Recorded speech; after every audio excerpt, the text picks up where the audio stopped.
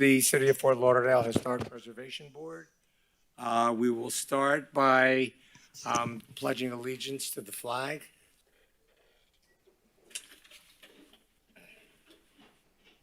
I pledge allegiance to the flag of the United States of America and to the republic for which it stands, one nation, under God, indivisible, with liberty and justice for all. Thank you. My name is Arthur Marcus. I'm the vice chair of the board. The chair was not able to make it tonight. And before we start, I wanted to welcome our new board member, Richard Bray. Richard, perhaps you might want to say a few words about yourself? No? Okay. Thank you. Then, I'm sorry, I'm losing my... Then we're approving the minutes from the last meeting. Are there any comments or questions about the minutes from the meeting? If not, I will entertain a motion. I move to accept the minutes as stands. Second. Second. Okay, seconded by Tim. Thank you. Next, we go into our first case number, UDP HP 2200. We need a vote? I'm sorry. We need a vote. All in We didn't favor, vote say on- aye. Sorry about that. All in favor of the approval of the minutes? Aye. Opposed? It's approved. Now we'll go into our first case number, Yes, you- UDP. Attendance. I'm sorry. You have to make sure everybody's here. Oh, we have to, the attendance, I'm sorry. I lost my, That's okay. my agenda here. We'll remind you. Can we have someone all right, Where's the Jason is not clerk? here. Normally does the roll call, so we could just have the clerk do the roll call. Yeah, that would be great. Clerk, can you do the roll call? Ms. Lyons, Here, Mr. Marcus, Here. Mr. Carney, Present. Mr. Parker, Here. Mr. Rosa, Mr. Bray, Mr. Chavon, Here. and Chair Blank. You have a quorum. Thank you. And now we will get into our first case number, UDP HP 22003-1008 West Las Olas Boulevard. Chair, would you like to have the swearing in of the public first? Oh, yes. Go ahead. Any members of the public wishing to speak, would you stand and be sworn in by the city attorney? Please raise your right hand and stand if you're going to speak to the board today. Do you swear or affirm to tell the truth, the whole truth, and nothing but the truth? Thank you. Thank you. And could you ask for disclosures from the board members? For this first For project? this first case, yes. Are there any disclosures? yes, I've walked by it many times. David? Yes. Yes? Nothing to disclose. What's the disclosure, David? What's the disclosure? Was it a site visit? Beg pardon? Was it a site visit? Site visit. yeah. Okay, thank you. I spoke to a roofer just in regards to pricing of tile and asphalt today. Good. That's all I did.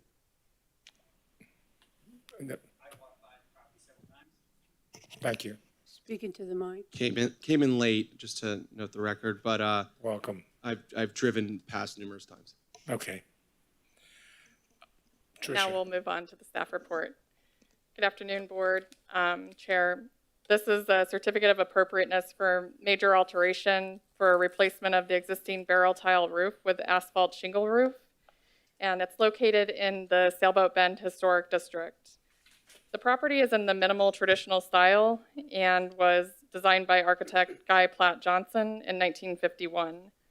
Per our most recent architectural resource survey, this property had been identified as contributing. And so in contributing properties, what we're looking to do is retain the existing appearance of those structures. So when an applicant comes in and asks for a replacement roof, we recommend that they go with the original roofing type or replace the existing. In this case, The barrel tile roof is an existing roofing material, but it was also noted in the plans as the original roofing material. And we do have the original plans on file with the city. And as noted in the staff report, the plans that are available on the city records are inverted. So it's a reverse of what was actually constructed, but it was notated within Guy Platt Johnson's architectural drawings. So with that, staff is recommending, is finding that this does not meet the criteria that are within our ULDR and within our guidelines for replacement material to change the existing barrel tile to an asphalt shingle.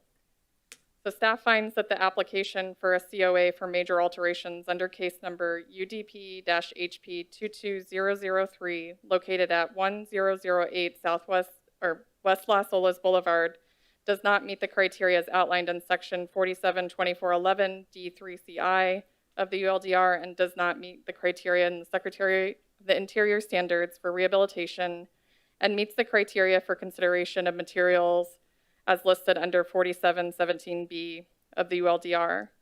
There's one condition provided for the consideration of the board, that this application is subject to the approval by building, zoning, and all ULDR requirements. I did want to make a couple of minor corrections within the staff report on page 2. A ULDR section is notated at the top of the gray box. It should say 472411 D3CI instead of 472411 C3CI. And additionally, under the same box, in the gray box, it says letter F about the Secretary of the Interior standards. That letter should just not be there. It doesn't exist in our code, but we do talk about the Secretary of the Interior standards within our overall assessments within the criteria. And those are the only applicable criteria to this particular request. Thank you. Is the applicant here? Would you like to say a few words to introduce the project? At the podium, yes.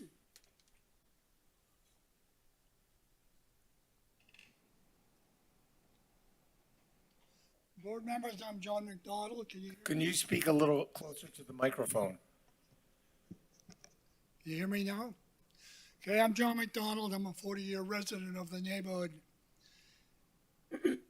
And this is my third roof beyond that building. I replaced the tile 20 years ago, and now it's leaking.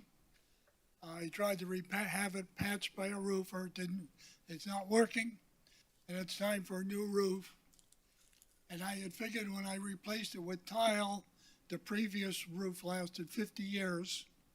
And with the new tile roof, I wouldn't have to worry till I was about 115 years old.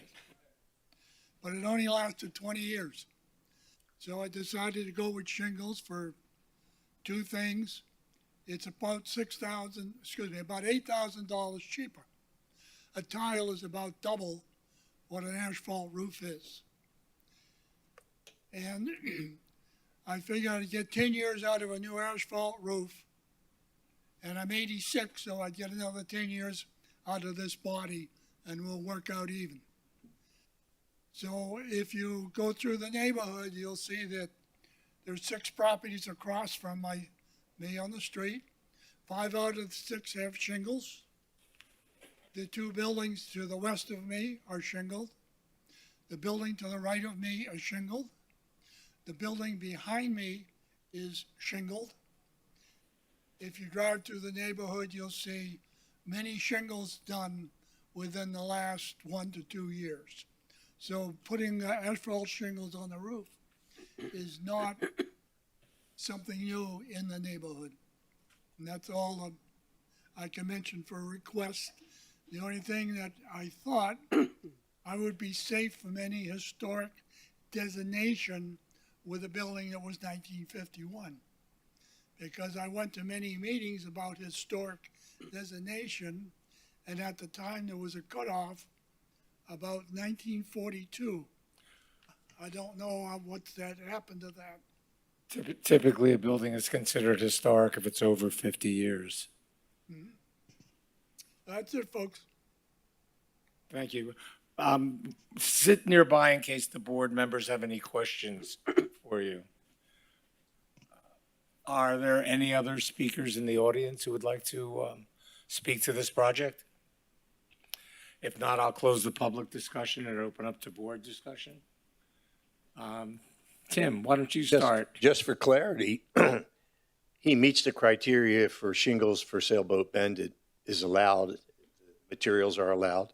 Yes, within the But he doesn't material, meet the National Registry's, the two things that he doesn't agree with is, right. right. Within But it's our- allowed in his neighborhood. So in a nutshell,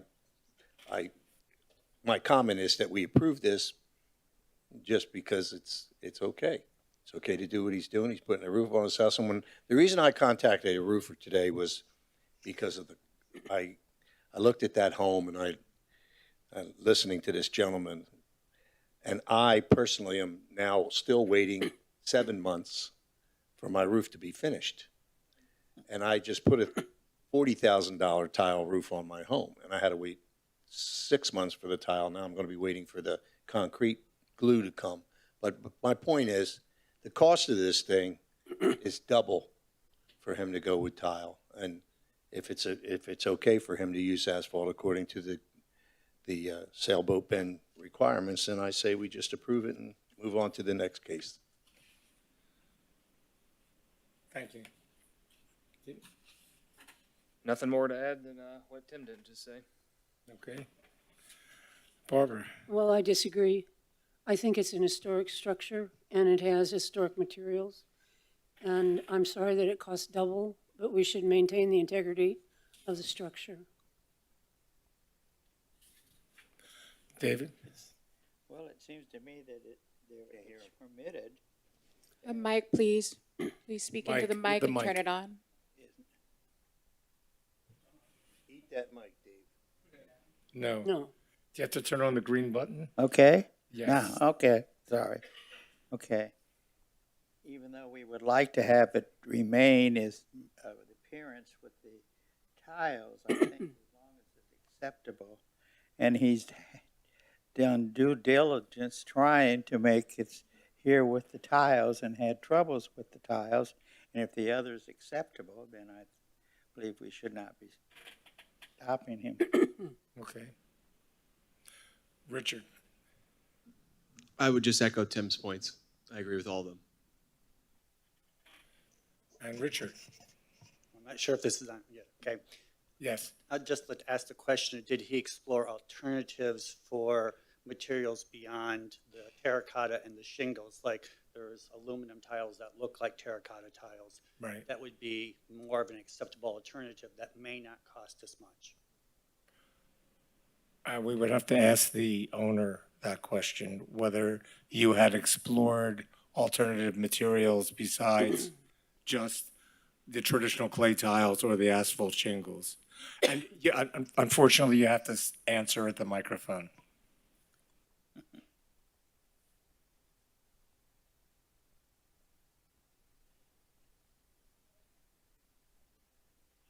Gentlemen, for qualifications, I'm a carpenter. I've worked on tunnels, bridges, houses, the Queen Mary, atomic reactors, so I'm speaking from experience.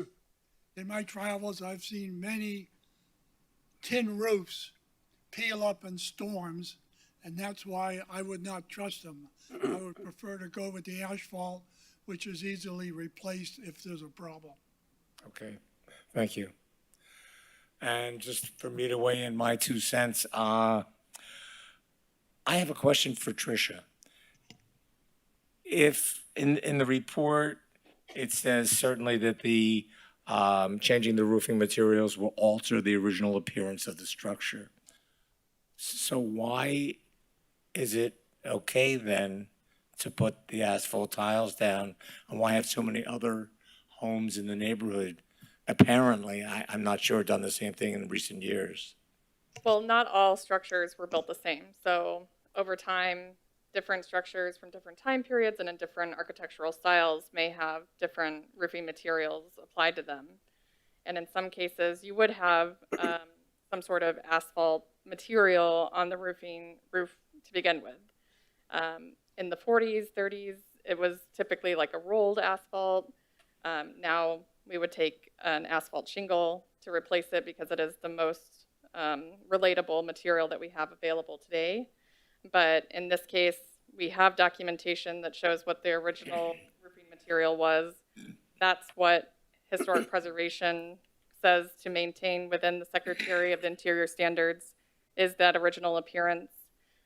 Typically roofing and windows are the two major things that you would want to maintain on a historic property to retain that architectural integrity to the building.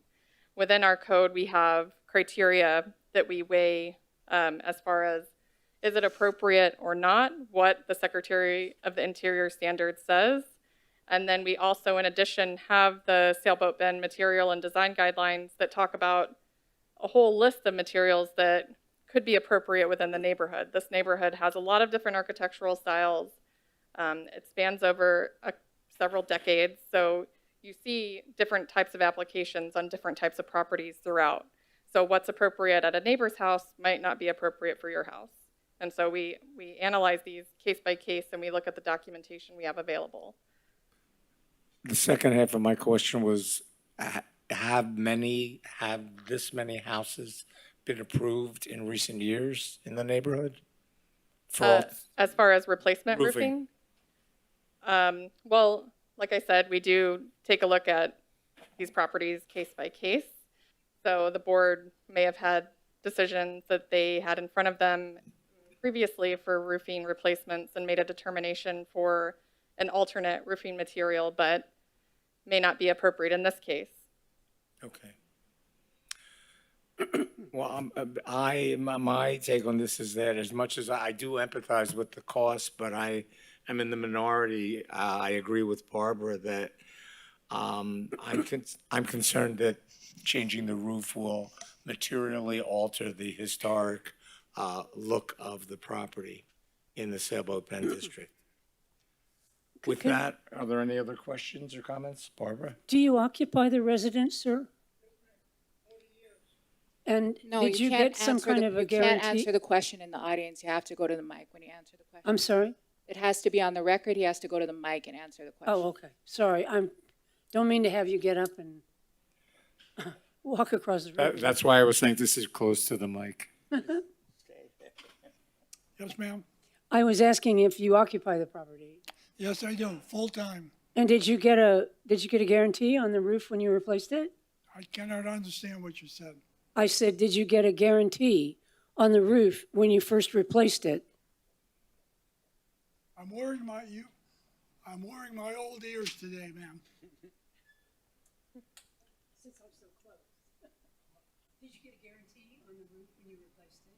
Yeah, apparently for a couple of You have to speak on the mic, I'm sorry. You have to speak in the mic. Both persons have to Couple of speak in years. the mic. It was replaced 20 years ago. And you had a guarantee for 2 years? You have to speak in the mic, please. You have to.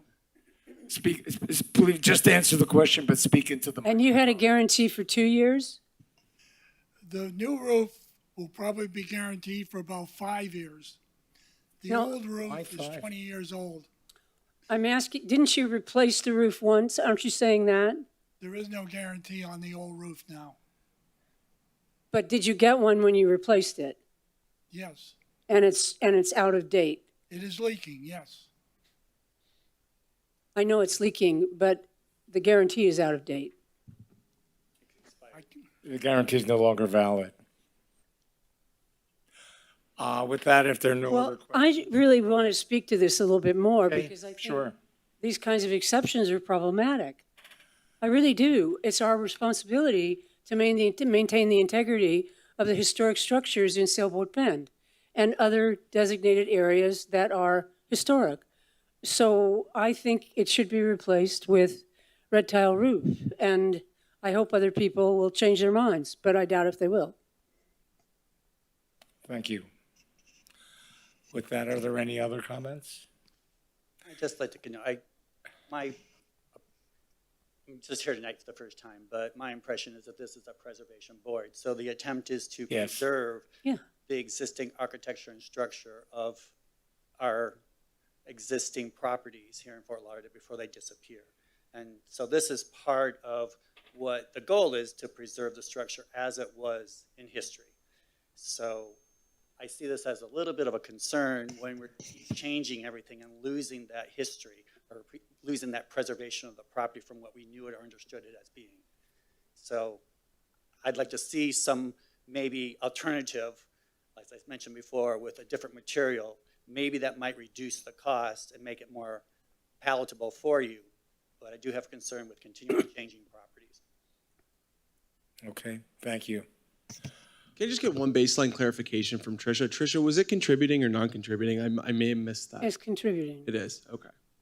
So if it's contributing, just citing, I think the applicant had brought it up, and I've heard it over and over. I can never seem to remember the exact date, but wasn't there a date at one point in the 40s that we used as sort of a baseline date to understand certain analysis based on homes constructed prior to that date and homes constructed thereafter? In the original Sailboat Bend Historic District study, it did identify properties that were built prior to 1940 and prior as the most significant. They also mention and discuss the properties that were built in the 1940s and 50s as also being important to the district. But at the time when that survey was conducted, 1940 was the cutoff for the 50 years and older. And so when we redid the architectural resource survey, and it was adopted last May, by the City Commission and supported and recommended for approval by the Historic Preservation Board, some additional buildings were included from the 1940s and 50s and a couple from the early 1960s that were representative of the properties that were identified in the original study as contributing or most significant. Tricia, what was the date of the original study? 1991. Maybe it's time to update the 1940. No, we did. Okay. So, That's what she's saying. yeah. So in the most recent architectural resource survey that was adopted last May by the City Commission, all of the properties within the Sailboat Bend Historic District were identified as contributing or non-contributing. And that was a process that was a couple of years in the making in coming to the Historic Preservation Board and providing communications to the neighborhood to let them know that this is happening. And we had materials available at our office to review, and we had materials available on our website to review, plus a number of public meetings that we attended. Thank you. Are there any other comments? If What not, I'd add to that please. is that the Sailboat Bend Historic District, because of its designation years ago, I see it as you want to retain that essence of what the character was, even though the house itself was not built before 1940, somewhat that was the issue. It still retains that character and essence of that original designation pre-1940 or 50 years when the district was designated. So that's going forward too, whether it's a architectural building that is designated afterwards or something that's newly constructed, should still maintain that character or essence of the neighborhood. Now, any other new building that is added to that 50-year time frame, such as a 1960 or 1970 building, meeting that 50-year criteria, should be anything else in the entire city of Fort Lauderdale, because that is the 50-year designation. So whether it's in Sailboat Bend or whether it's in Victoria Park, it still could fall into that contributing or structure for the city of Fort Lauderdale, or as historic in nature. Thank you. I'd also like to point out that it's an architect-designed house. Yes. And I really think, if we're trying to maintain the Yeah. architectural integrity of buildings, that we owe it to the architect too, to keep the building looking as it should. I agree. I'll just make one more point to what Tricia said, because it's for me, Arthur. Sorry. Because I think she clarified it beautifully. I didn't understand that as well as I do now until she made that explanation. But the difficulty here, going back to Tim's point, for me, I live in the neighborhood, is the onerous look of telling someone you have to go with a certain material because that's what's existing, when we have specifically set forth alternatives that are allowed if you were to go to build any other structure, or it's not quite in kind, but replacing with materials that are approved in the guidelines. That's the difficulty. It's not as if he's asking after the fact. It's not as if it's something that's coming to us, I think, to totally alter the appearance. I think it would look in line, but I can understand everyone's point here. It's just very difficult from a cost standpoint to get on board with that. It's very challenging to do that. So, Understood. And just as a coda to what you're saying is that this is a historic district, as we've been talking about. So there are different criteria in this district. With that, if there's no other comments, Also point out that anybody who has historic properties or is aware of it anywhere in the world, you are responsible for the preservation of that property at whatever the cost is. You have an obligation to preserve our history. Otherwise, it will be lost forever. It's unfortunate, but is a reality of having a historic property or living in a historic district. thank you. So with that, I'll entertain a motion. I'll make a motion, but first I'll say I make this motion with total respect to everybody's opinion, and I hear everybody and what they're saying. But I will make a motion to approve this as it's been, the application reads, which I'll need some help with, please, from Page 3. perhaps our city manager. City Assistant City Attorney, I mean, thank city you. attorney, please. So what you want to do is look at the criteria in 472411D and just give a brief explanation of why you think it meets that criteria. So the criteria that she has listed for you in the staff report says the effect of the proposed work on the landmark or the property upon which such work is to be done. So why do you think it meets that criteria? Why do I think it meets the criteria? Because it meets the guidelines of Sailboat Bend. It is a, I think Richard described it best, that there are other alternatives to tile that are acceptable in Sailboat Bend, and I think for that, this should be approved. Okay, so it's an acceptable material in Sailboat Bend District? Yes. Do you adopt the condition in the staff report, which says this application is subject to the approval of the building, zoning, and all ULDR requirements? Yes. Okay, and now you'll just want a second, and then I can read the resolution. Okay. Is there a second to the motion? I'll second it. A res- Donald seconds it. Sorry. A resolution of the Historic Preservation Board of the City of Fort Lauderdale, Florida, approving a certificate of appropriateness for a major alteration to replace an existing tile roof with an asphalt shingle roof for the property located at 1008 West Los Olos Boulevard, Fort Lauderdale, Florida, in the Sailboat Bend Historic District. UDP HP 22003 is the case number. And then you can just do a roll call. A roll call, yes. Can we do, is the clerk here, or should I do the roll call? She's here. Okay. She's I'm just over here. sitting in a Oh, you're over ranged there, I'm place. sorry. Ms. Lyons, I don't approve, no. Mr. Carney, Yes. Mr. Parker, Yes. Mr. Rosa, yes. Mr. Bray, No. Mr. Chavon, Yes. and Mr. Marcus. No. Passed 4-3. Congratulations and good luck.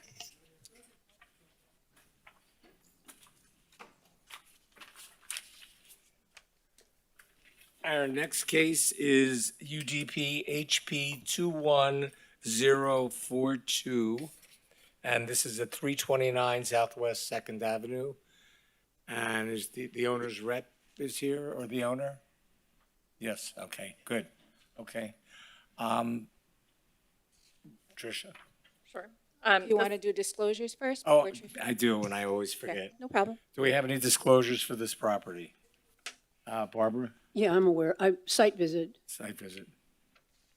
David? Donald? Nothing to disclose. Nothing to disclose. Richard? Oh, I did speak to Stephen Tillman about the project. That's all. About this project? Yeah. Is this his project? Is this your project, Stephen? Okay, Yeah, I did speak to him. That's the only thing I had. sorry. I've eaten at the property and been there many times, and I know the architect on this case. Good. I've driven by. And I have no disclosures. With that, we'll have Tricia read the staff report. This is an application for a certificate of appropriateness for major alterations and new construction. There are several elements that are included in this application. The ones that affect the historic structure on the site are for the replacement of the existing windows to match the existing, replacement of one French door to match the existing, replacement of awnings on the first floor that are already there with new awnings and new sunbrella striped fabric. And they would also repeat those same awnings on the second floor openings. On the site, there's several things that are for your consideration that are after the fact. Some things on the site are also proposed but are mixed in with the after the fact work as well.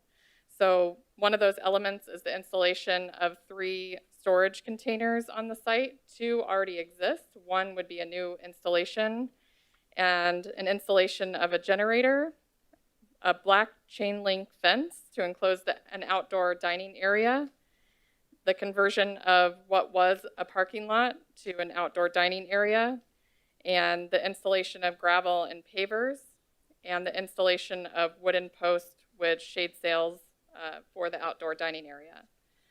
So there's several elements that are included. You can see those on the site plan. I think I'll move this there Okay, for you. yes. Within the H1 district where this is located, the board does have to make a determination if the yards and setbacks are appropriate, because the H1 district doesn't have that outlined within the ordinance. So whatever is proposed within the plans, the board would just have to determine that that's an okay amount of setback for what's being placed in those locations. The most problematic parts of this application are the storage containers, primarily because they do not have architectural features that relate to the existing building on the site. They are visible from the right-of-way, and there's no exterior material that matches or is compatible with what is there already. The other element that is after the fact on the site is the 5-foot-high chain link fence that goes around the property. Within the H1 district, we don't have specific requirements for fencing as far as the materials like we do in the Sailboat Bend Historic District, but typically you wouldn't want to use a chain link fence in such a visible location at a historic property. You'd want to use a material that is more compatible with the property and the architectural style of that property. And that's within our design guidelines that are citywide. So we also did a zoning review of this project. So one of our zoning plans reviewers did take a look at all of these elements on the site. They did provide some notations as far as what would need to be incorporated into the project moving forward. Those are listed on the bottom of page 5 of 6 of your staff report. I did want to make a notation that the first item that's listed under that review, which says the containers installed permanently must have exterior finishes similar to the existing building and neighborhood, is actually not going to be applicable for them per the zoning code that was referenced in these notes. It's not applicable for commercial buildings, it's only for residential buildings. Wait, could you go back and explain that? Sure. So the zoning plans reviewer did identify that the containers needed to have an exterior finish that matched the adjacent building on the site per the ULDR. That's actually not the case for commercial buildings. It's only for residential buildings or buildings that are located abutting a residential property. But we do have regulations for historic preservation that do talk about accessory buildings that are on a site and making sure that they are compatible with the building that they are adjacent to. So you'd want to use a material that is compatible or similar to what you have on the site already. So in this case, you have stucco. You could also do stucco on the exterior of the containers. I'm not sure if there's any other options in this particular case, but you wouldn't want to leave it unfinished because it's a contrast between what's existing there today and what the containers' appearance are in place. Okay. So with that, I'll go ahead and read the summary conclusion. Staff finds that the application for a COA for major alterations and new construction under case number UDP-HP 21042, located at 329 Southwest 2nd Street, partially meets the criteria as outlined in ULDR section 47-16.5, partially meets the criteria as outlined in ULDR section 472411 D3CI, and meets the criteria as outlined in ULDR section 472411 D3CII, and does not meet the criteria as outlined in ULDR section 472411 D3CII. And there are a few conditions listed for the consideration of the Historic Preservation Board if the application is to be approved. 1, all windows must have clear glass and all buttons must have a raised profile. 2, the shipping containers must have exterior finishes similar to the existing building and neighborhood. 3, the certificate of appropriateness does not include the approval of a temporary bathroom currently located on the site. And 4, this application is subject to the approval of building, zoning, and all ULDR requirements, including landscaping. And as I mentioned before, the board needs to make a determination on the setbacks specifically The for any new construction. Property line. Yes, that's correct. Just if it is to be approved, the board does have to specifically approve the setbacks as provided in the application. So a question while you're talking about setbacks. Right now on the plans, it shows 8 feet from the nearest property line. What does the zoning code say? So the zoning code does not specifically say for the H1 district. That's why it's up to the board to make a determination Okay. for this particular site if it's appropriate. Okay. Thank you. And I needed to correct the record. I did have a disclosure. I spoke with Stephen Tilbrook earlier, so please correct the record for that. Applicant? Thank you, Mr. Chair. Can you hear me? Steve Tilbrook with Ackerman Law Firm. I'm gonna just try not to mess with your presentation here. We do not have a visual presentation, but I'll give you a quick presentation, and then I'll introduce Rodney Eli, who can also do some explanation as to the site as well. So my name is Steve Tilbrook. I'm with Ackerman Law Firm, and I represent the applicant. Steve, excuse me. Can we minute, just it's get the not- right display on the screen? Try to keep it up. There we go.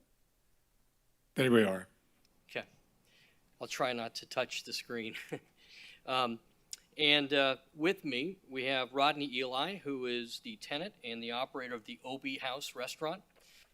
Rodney's in the audience, he'll speak. And then we also have Art Bengachia, architect, who is the architect for the application and the applicant. And Art is in the audience as well, here to answer any questions. So the property is located at 329 Southwest 2nd Street. It is directly to the east of the Museum of Discovery and Science. It is in the H1 district, and the operator, Mr. Eli, has been there for around 10 years operating a restaurant. It's been an adaptive reuse of that building, a very successful one for the last 10 years. This request is for a certificate of appropriateness for alterations to the building, minor alterations to the windows and doors, and also some alterations to the site to incorporate a garden setting and to authorize and to use it for outdoor dining. The items that include alterations are the windows and one door, awnings on the first and second floor, and the other site improvements include outdoor dining and shade structures, shade area, it's not really a structure, installation of a generator, storage containers, and a chain link fence. The reason for the site improvements, and really there's a story here to explain why we're here and how this occurred. This is the result of a quick pivot to respond to COVID conditions for this particular business that's been trying to thrive and operate during a COVID environment. The objective is and will be to provide a safe and secure environment for employees and customers.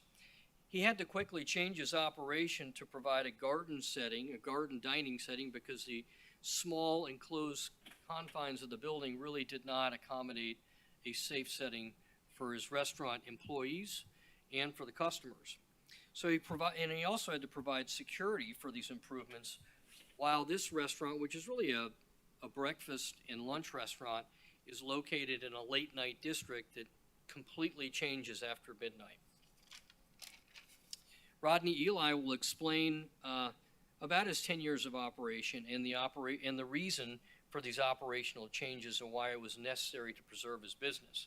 Art Bengachia is here to answer any questions about the building, about the design of the building, and the application. I'll take a moment to explain a little bit further the reason for this application. As I mentioned, our client had to quickly change their operation. It wasn't easy. It wasn't something that he intended to do before COVID, but in order to have a safe and actually a better operation was to move the dining outdoors, and that's what he did. He quickly had to create a garden setting with the gravel and the place settings for the tables. I don't think any of that requires a building permit or a certificate of appropriateness, but we're here for a blessing on that anyway. I think that those who have visited the restaurant really appreciate those improvements and what this garden setting did for creating a really nice feel for the district. He installed landscaping and he created a healthy, attractive environment, which included containing and enclosing this space and also the incorporation of some storage containers that are needed to relocate the interior furniture so that he could use the interior for other purposes, which is the restaurant, and to pivot to a takeout style of restaurant to complement the outdoor dining. The takeout style of restaurant really requires a lot of additional storage of materials. Then, after shifting his operation outside to a garden setting, he quickly realized that he needed to secure the space due to the late night district and the late night operations in that district. What happens is, after a certain hour, that seating area in that garden becomes very attractive for people leaving the other establishments.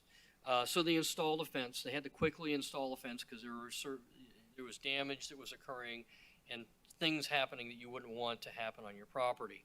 So they installed the fencing, they installed the landscaping, and he's made these significant efforts to enhance his business, to create a more attractive environment for the community, and he's also shielded any visual impacts of these improvements from the street. There's a lot of landscaping. That landscaping has grown in. You really can't see the containers or the improvements from the right-of-way.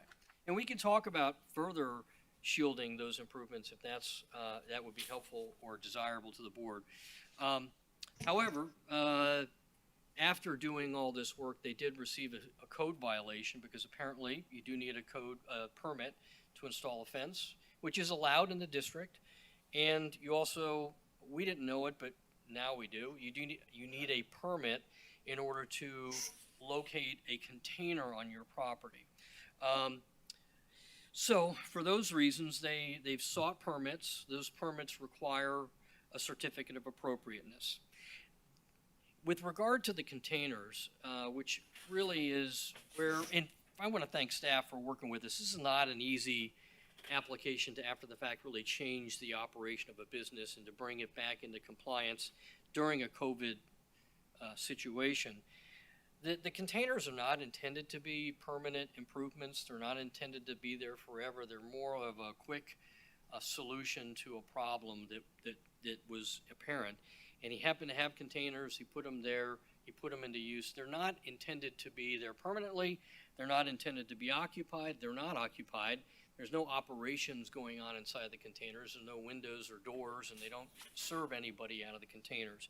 Some places do that, and that's actually a trend, and we understand the staff's concern about containers because of how they're used in other places. Or maybe there's some conditions we can put on those containers that make the board more comfortable having them at the site and incorporating them into the site plan as a passive storage use.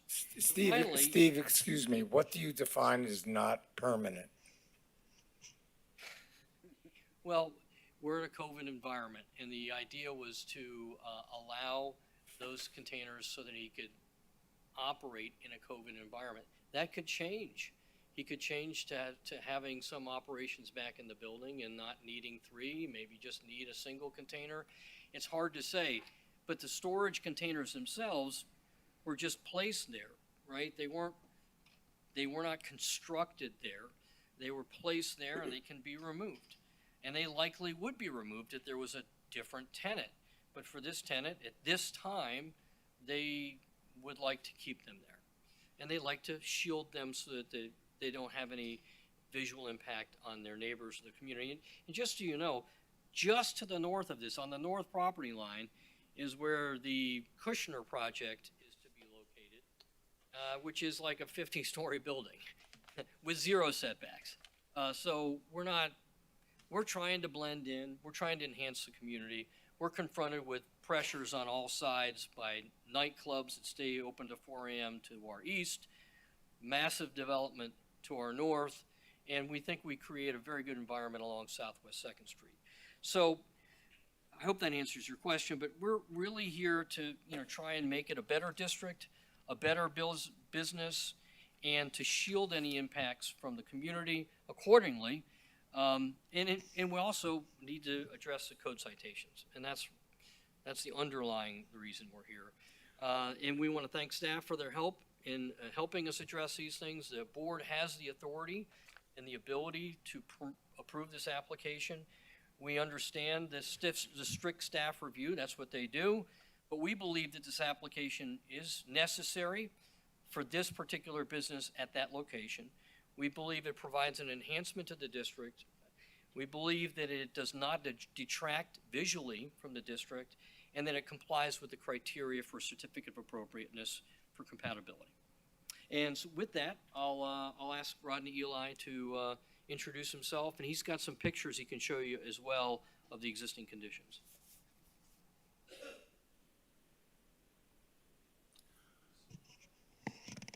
I think you'll probably need some help to put the pictures up on the screen.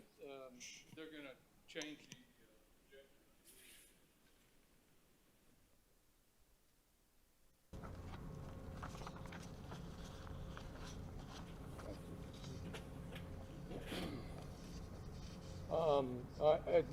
Hi, my name is Rodney Eli. I am the owner and operator of Obie House. There we go. Fort Much Lauderdale. better. And I always say in historic downtown Fort Lauderdale because I really care about the historic district. And I'm an operator who shows up at 5:30 every morning to open his business, and I'm typically the last one out at about 6 p.m. And I do this six days a week, and of course right now we're closed on Mondays. I appreciate all your time, and I appreciate what you do, and I understand the desire and the need to maintain historic properties and historic looks, and it's one of the reasons I chose this building. And in fact, when I first took the building over and restored the property, we spent quite a bit of time on being concerned about its historic look and its historic feel, so much that we chose not to even change the lower window casings because we felt that those windows really added value to the building, even though we could put in a much safer window.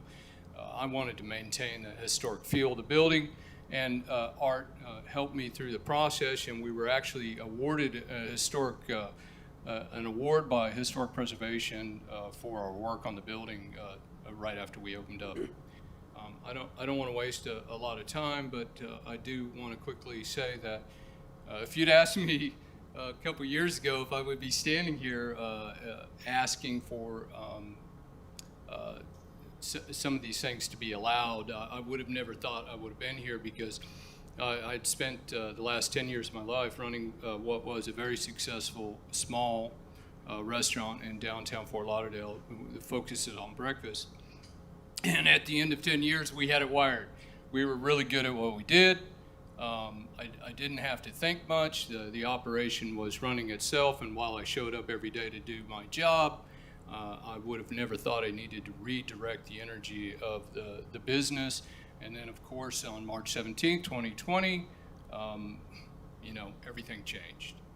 And for me, it was not just how to protect my health, but it was how am I going to protect and save my business as well.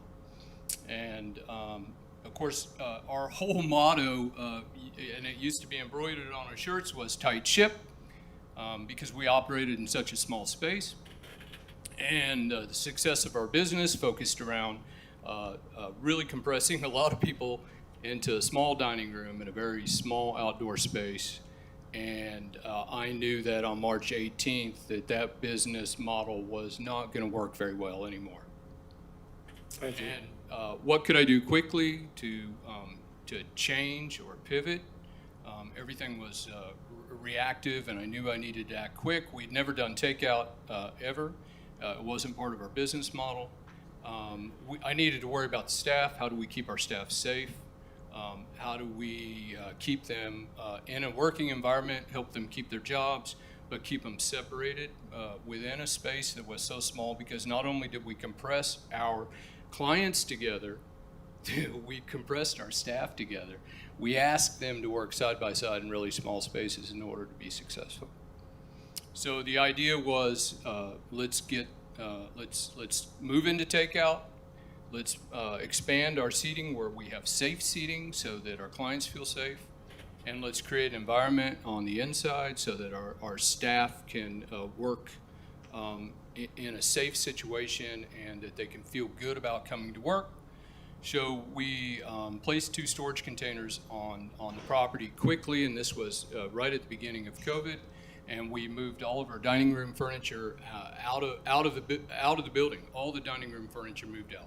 We moved out all of our china and glassware quickly, and we moved it into these storage containers. And we used the one storage container to warehouse all the items that we needed for our takeout business. What do you use the building for then? What is that? What do you use the building The for? interior of the Still building dining? now is we've created large workspaces for our staff. We just put tables out.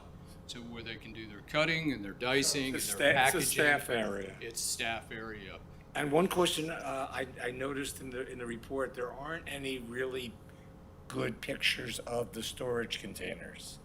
I feel like I have one over here that was before the growth came in. When I placed them, I would have thought that they were temporary use, but I also understood the need to, for my own benefit, was to make the property look good. And that was just maybe a selfish need, but for me, the way things look was really important. So when we first placed these, sure. When we first placed these on the property, this is pretty much how it looked. I wasn't satisfied. I knew that we wanted to grow it in as quickly as possible, as being hopeful. But at the same time, I had no idea that this was going to be the long road trip that it was either. Okay. As you see by that photo there, that's where they were first placed. Great. But again, they were just the idea was where can we put takeout supplies and how can we get our staff spread out, and that's what we did. And then as it wore on and on and on, we began to utilize the space and grow things in and worry about how the property looked. And if you'll see by the second photo,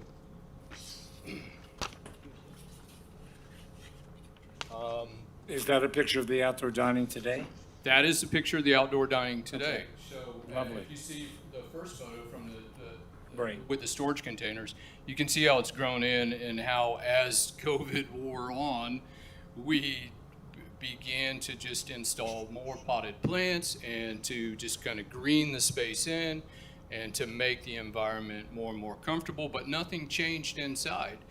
because staff retention is one of the most important things that we can worry about to keep our business viable, is retaining our staff. And by giving them safe space, we've actually, everyone who works for me right now is a pre-COVID hire. I have nobody working for me who came in at post-COVID, because what we've done is we provide them a completely safe space. They feel good about coming to work. And I think that that's a challenge for a lot of small businesses right now. Okay, thank you very much. Is there any other public comment? If not, we'll go to board comment. Can you put the photograph back that shows the containers? Yes. Yes. And did I understand that they're in a different position now? Or they were in that photograph? No, ma'am. These have not changed position. They're in the same position now as they were when I set them down. I set them down actually towards the back of the building and to try to keep the visual down as much as possible. I think what's changed now is we're just kind of asking to bring one more in, because it's just the number of supplies you need to be a successful takeout business. And even now, so we buy as much as possible because there's so many supply shortages. When we buy as much volume as possible. So what I think what Barbara is alluding to is that on the site plan, it does show two in a different direction. Right, we're asking. It's a different. Yeah, we're asking to reposition them and bring one more Okay. in. And while it's not something I ever thought I would have wanted to do, Let's let Barbara ask, Okay. continue. No, it's okay. Oh, So you're going to put them at a different angle? yeah, we're just changing their position a little bit. So one stays pretty much the same, and then you're putting another one No, they perpendicular both to that one? Yes, ma'am. What is the thing in the middle? And where are you referring I'm to? looking at the photograph. Oh, that is my car Ah, with a car cover on it. okay. Protect the paint. Do you keep your car there permanently stored like that?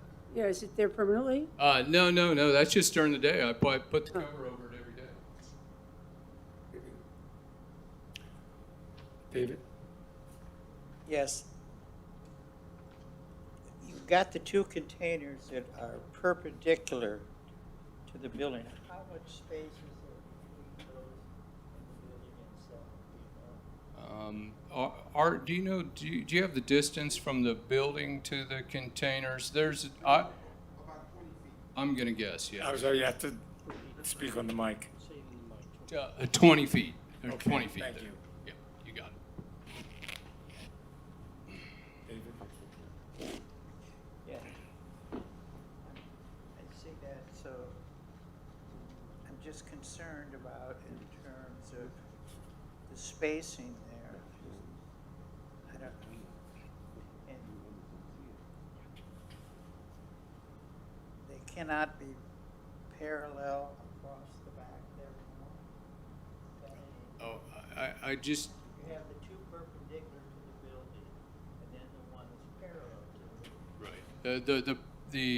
The parallel building works good with the courtyard. The two perpendiculars give us a little more space in the back of the building. So 20 feet between those storage units and the back. In the back of the building. Okay. Richard, anyone from the Richard table have something to say? Where are you going to put your car? It's a joke. It's a really unique application because I can't think of an application in the couple of years I've sat on the board where the need was so apparent, and I walk by often. I work and live. You're like the 50-yard line of my office at my home, so I walk by. And what you did with the garden, just aesthetically, the way I watched it grow, it looks awesome. And the hard part here is just looking at everything from the application, and then trying to make an application of what the code says and what we should be doing in this H1 district, which is interesting because I think we're not often met with the ability to have some leeway with setbacks, those types of things. And I think the configuration that I'm seeing based on the site plan on the application looks great.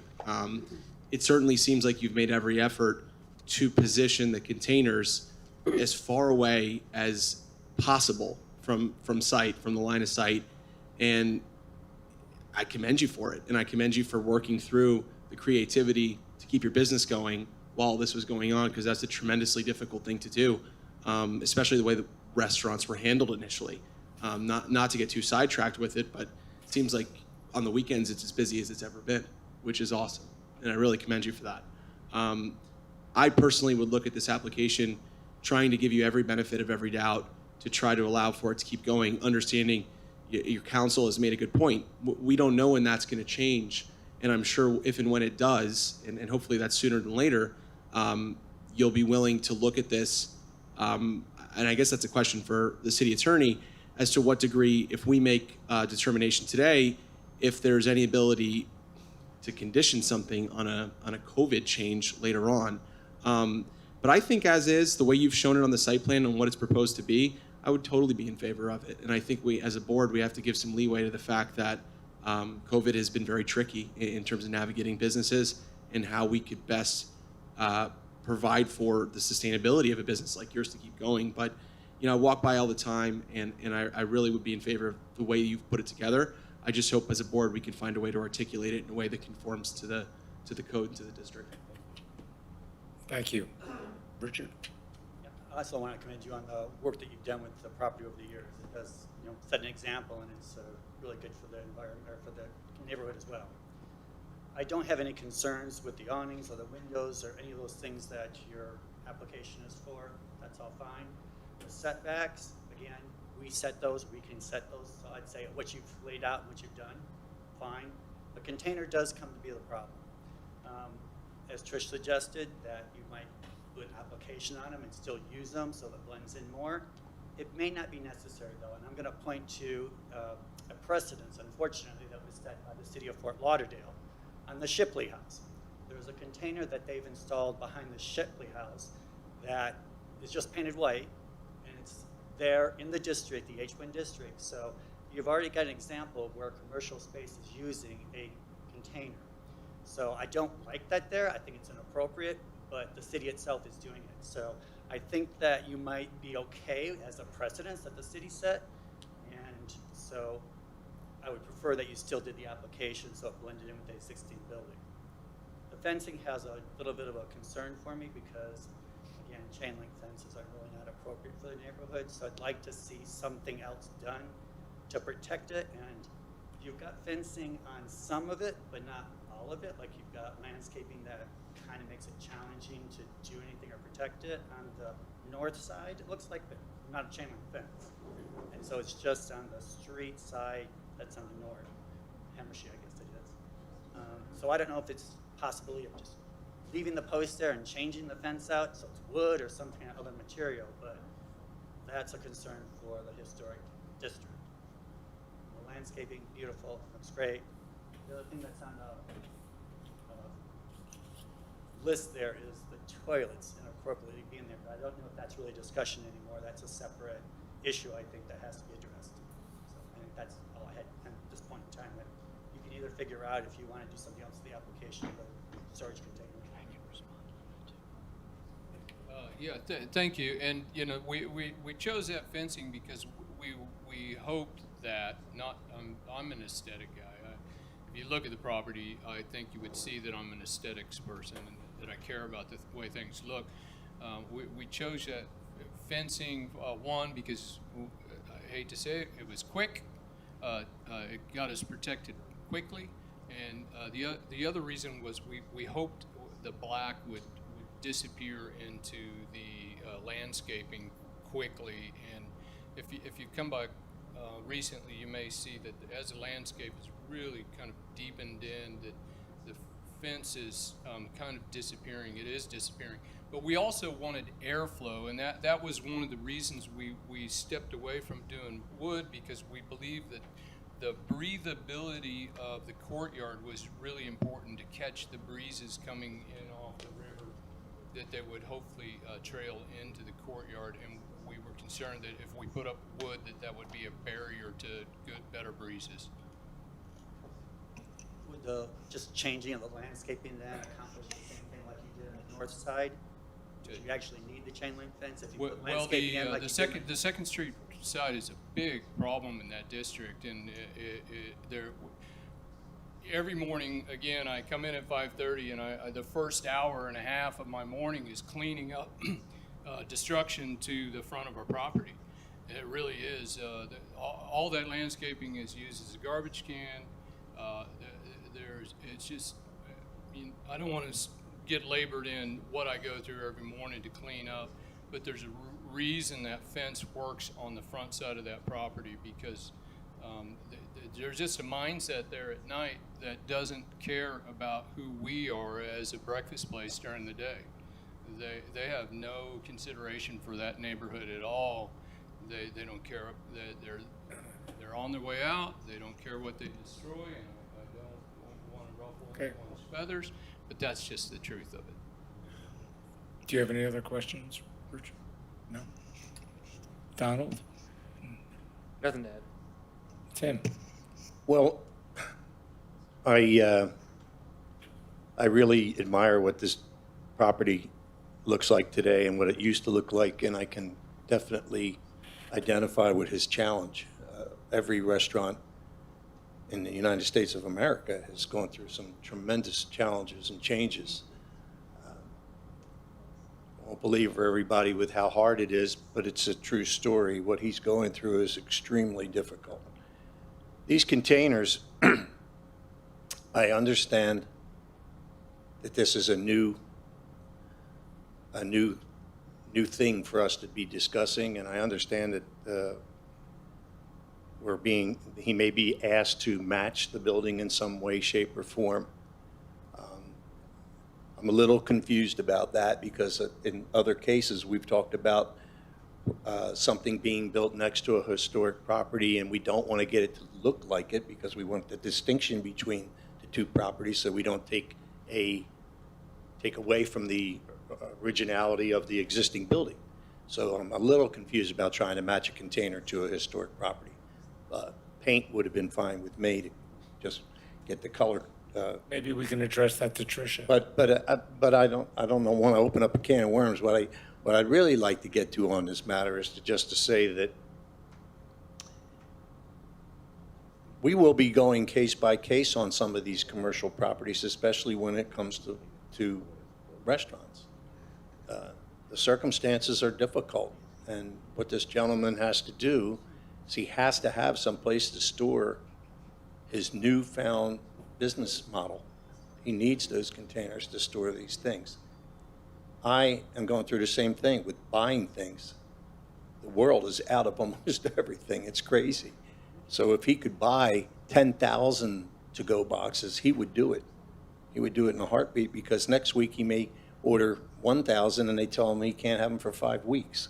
So it's been very, very challenging. So I'm just putting that on the table when everybody makes considerations. If there's a gray area, I really don't think there's anything that he's describing or asking for that's been embellished. It's all very truthful, and anybody who's ever been there knows what a nice operation this is. So what I'm trying to do is find a way to help them continue to serve the community and be a responsible business and give them what they need to stay open.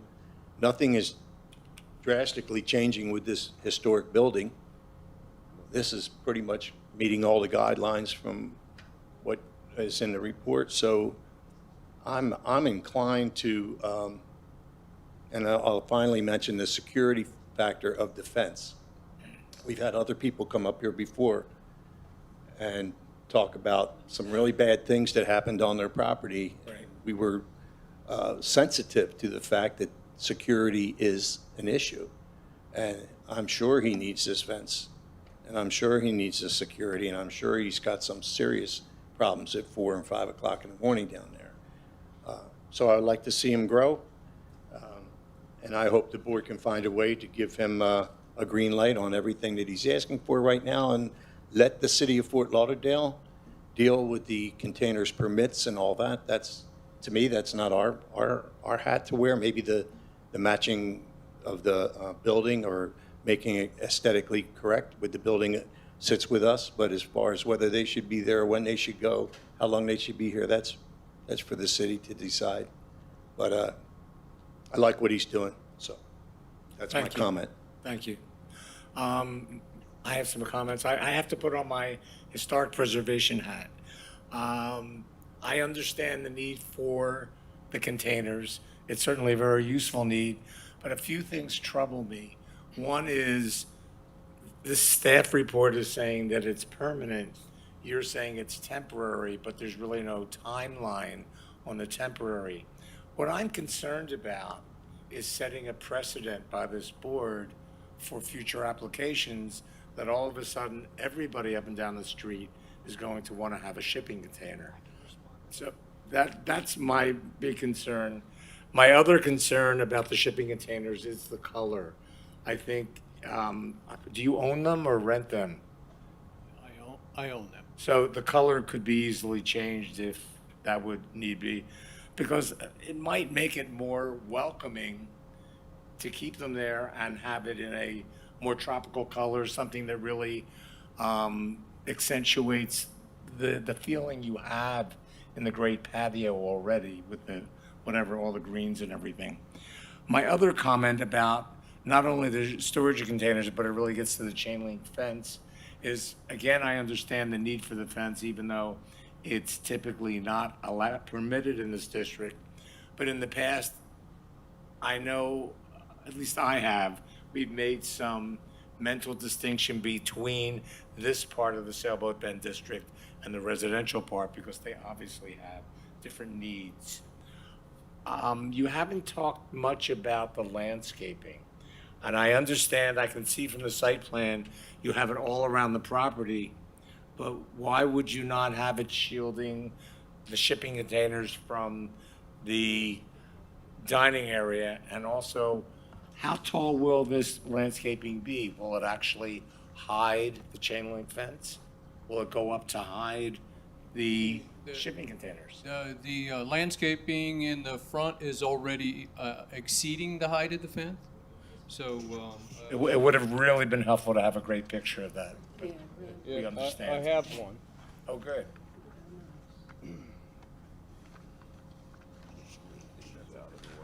Yes, that's it right there. I think I have a. Here it is, right here. Wait. Where's it? Okay, there it is. excuse me. Beautiful. That would be the,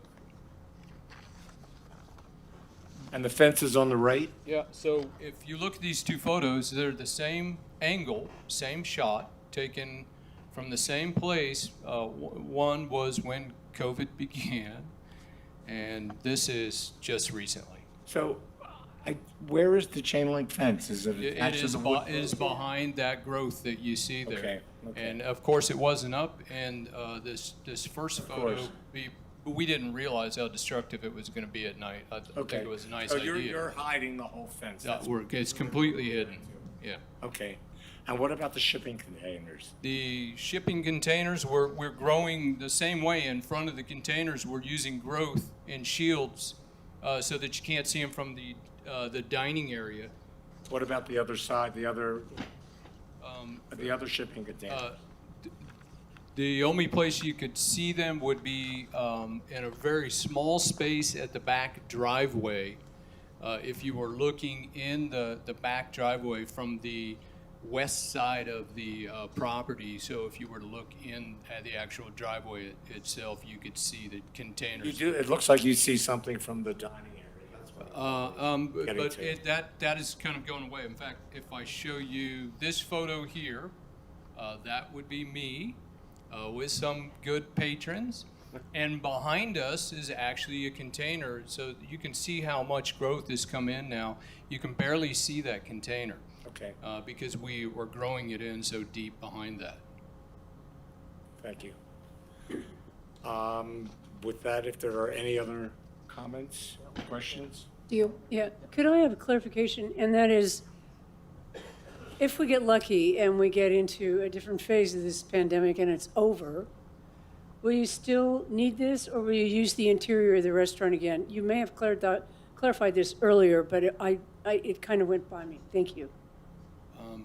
Well, it's a tough question to answer right now because things are running so good right now. Well, what would be the solutions in a year or two? I wish I could answer that question. Well, let's say, for example, that we are in an endemic phase of what we're now enduring by September, and we're free to walk around without masks. Let's just suppose that. Would you then continue to bring your furniture in and out every day, or would you begin to use the interior of your restaurant again when it becomes possible for people to eat inside again without worrying about getting sick? Well, right now, I think that the concern is more with the staff. So asking the staff to begin to work in extremely small spaces again is really going to be the question. And again, that's hard for me to answer how I can. So let me ask it in a different way. Okay. And that is, say that this is over and you can return to normal. Will you be using the interior of your restaurant again? And will you have the need for these storage containers? If we were to return to, everything was gone and we were returned to normal, I'm sure we would look at trying to re-facilitate the way we do things inside. And you would remove how many of the storage containers? It's a tough question again. All of them, or one of them, or? Tough question again. I know that right now with that's also a supply question. So it's not just a pandemic question, it's a supply question. When will supply chains get back to normal? That again, I have absolutely no idea. Well, what I'm premising this on is a return to normal. And at that point, would you then, could I finish my question? Yes, ma'am. And at that point, would you remove the storage containers, or would you keep one of them, two of them, three of them? If the supply chain issues are over and we're back to normal, will you keep the storage containers? Or is this temporary based on the issue at hand, which is the health crisis we've had in this country? Well, right now, I would say it's temporary on hand. Well, I don't have a problem with these storage containers being temporary. I really don't, because I understand your need. And I think what you've done with the outdoor spacing and the seating there and the way you've handled people coming to eat at the restaurant is fantastic. And I've been there many times and enjoyed it very much. So I was impressed with the way that you maneuvered. However, if we do get back to normal, it would be nice to not have those storage containers back there. And would we be able to approve this on that condition? No, the certificates of appropriateness are permanent, and these are similar to site plans. And so unless they're allowed to be expired after the 18 months, this is permanent. And they could always come back and try to amend their certificate of appropriateness, but it is permanent. It doesn't provide for a temporary situation, and there is no COVID exception in the code. I know that was a question. Did you want to open it up to the public? I just wanted to remind you after. Yes, I questions. will.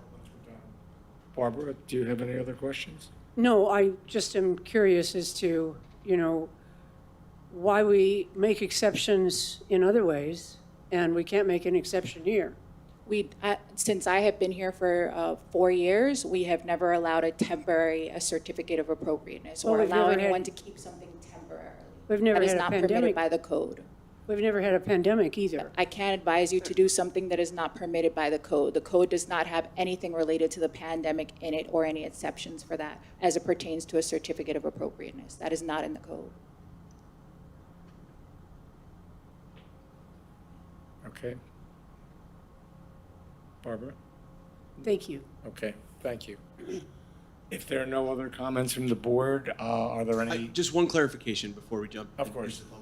If proposed for a moment, the shipping containers were stuccoed, right?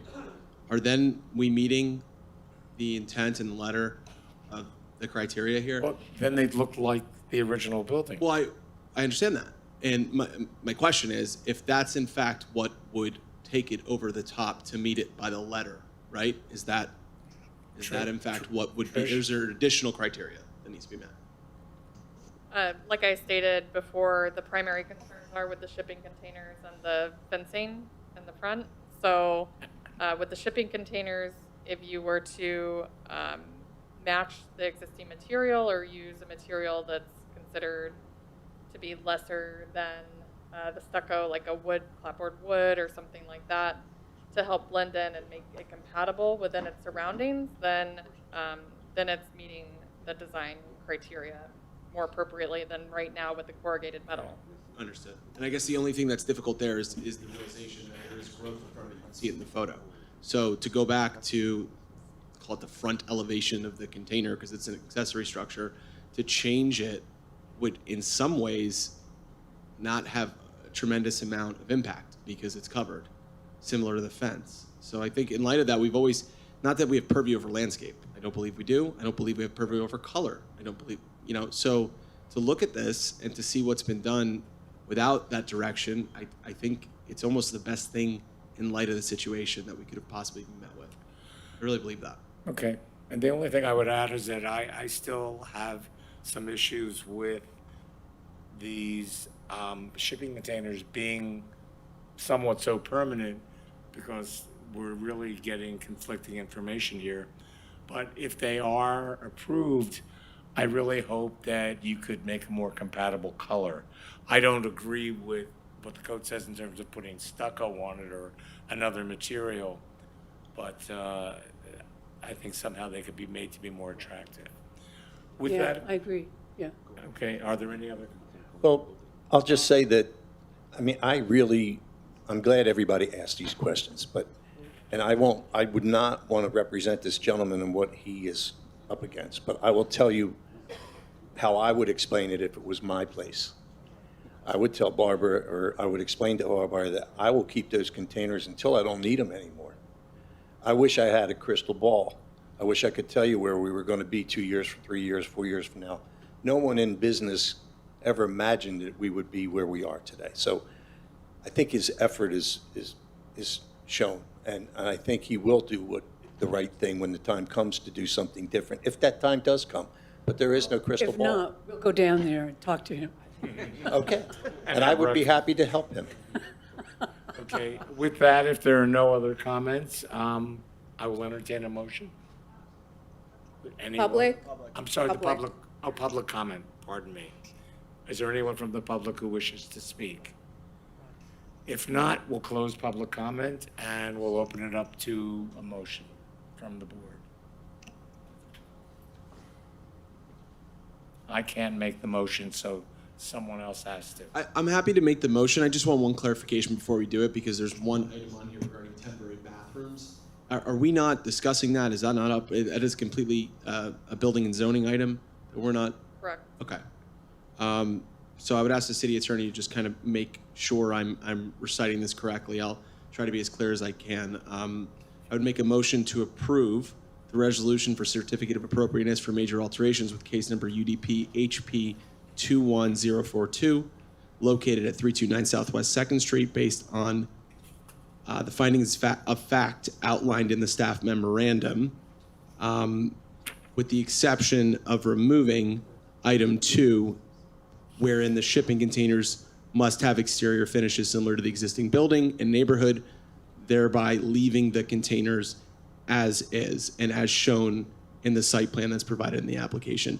Also subject to the following conditions that are set forth, being number 1, 3, and number 4, as provided in the application. 1, 3, and 4 in the staff report, correct? Correct. Thank you for that. So you're including staff conditions number 1 and 4? 1, 3, and 4. 1, 3, and 4? Correct. And not 2? Okay. Not 2. And that is your motion? That's my motion. Is there a second? Second. Seconded by Tim? May I read the resolution? Please. And just to clarify, you are adopting the findings of fact in the staff report, correct? Correct. Okay. And just to make sure for the record that the clerk has it, the second condition is not being included. The motion states that the containers are to stay in the same position they are in the application. A resolution of the Historic Preservation Board of the City of Fort Lauderdale, Florida, approving a certificate of appropriateness for major alterations to replace existing windows and replace one French door and replace existing awnings, and approving a certificate of appropriateness for new construction or the installation of new awnings and after-the-fact installation and construction of the following: 3 storage containers, a generator, black chain link fencing, enclosing the outdoor dining area, conversion of a parking lot to an outdoor dining area, installation of gravel and pavers, and installation of wooden posts with shade rails in the outdoor dining area for the property located at 329 Southwest 2nd Street, Fort Lauderdale, Florida, in the H1 Historic District, case number UDP HP 21042. I'm finished. Can do a roll call. Thank you. Roll call. Ms. Yes. Lyons? Oh, yes. Mr. Carney? Yes. Mr. Parker? Yes. Mr. Rosa? Yes. Mr. Bray? Yes. Mr. Chavon? Yes. And Mr. Marcus? Yes. Pass 7-0. Congratulations. Good luck. Our next application is case number UDP HP 22001, The Towers at Las Olas, 824 Southeast 2nd Avenue, and the applicant is here. Will we do disclosures? Yes, are there any disclosures? Yes. Site visit. Cipher, David? Yes, I walked that property for about an hour today. Okay, Very familiar with that extra. I'm sorry, I can't hear. Can you please speak in the mic? closer to the mic. No, just be closer, Okay. better. I walked that property for an hour this morning, and I looked at the building behind it also that had the tarp on it.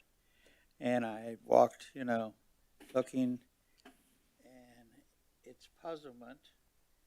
I'm concerned, particularly, I think, when I look at it. May I just suggest you just say site I'll visit and just then be we move quiet. to the I next? said, Thank You're you. getting into a question and comment. wait. Thank you. I'm sorry. Although I did not visit the property in the last week or so, about 4 years ago, I had an extensive tour of the entire property with a former prospective buyer. So I do know the property very well. Nothing to disclose. Nothing to disclose. I did a drive-by. I also did a drive-by. Thank you. Applicant? Sure, you normally have Tricia go first. Do you want her? I'm sorry. Oh, I apologize. Tricia. This is an application for 3 different certificates of appropriateness, one for demolition, one for an amendment to a previously approved certificate of appropriateness, and one for new construction. This project came before you 2 years ago to consider the demolition of the smaller structure in the rear of the property, new construction of a 4-story multifamily apartment building in the rear to replace the building in the back, and rehabilitation of the existing historic landmark, which is the Towers Apartments. The application at that time was approved. It was approved by the Historic Preservation Board. It was also simultaneously an application considered for rezoning as a planned development district, a PDD, which went to our DRC, PZB, and then City Commission, and was ultimately approved for that as well. So at this time, we've been working with the applicant to move the plans forward, but have had multiple discussions about the condition of the existing building and the feasibility to do the rehabilitation project as originally proposed.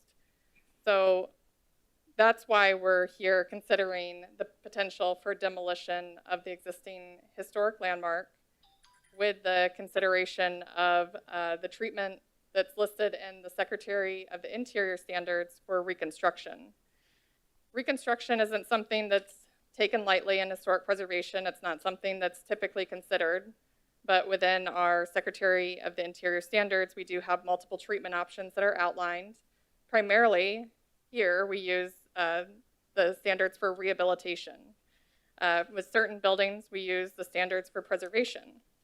In this case, we are taking a look at the potential to reconstruct this building. The applicant has done extensive investigation of the existing structure and the feasibility to reconstruct.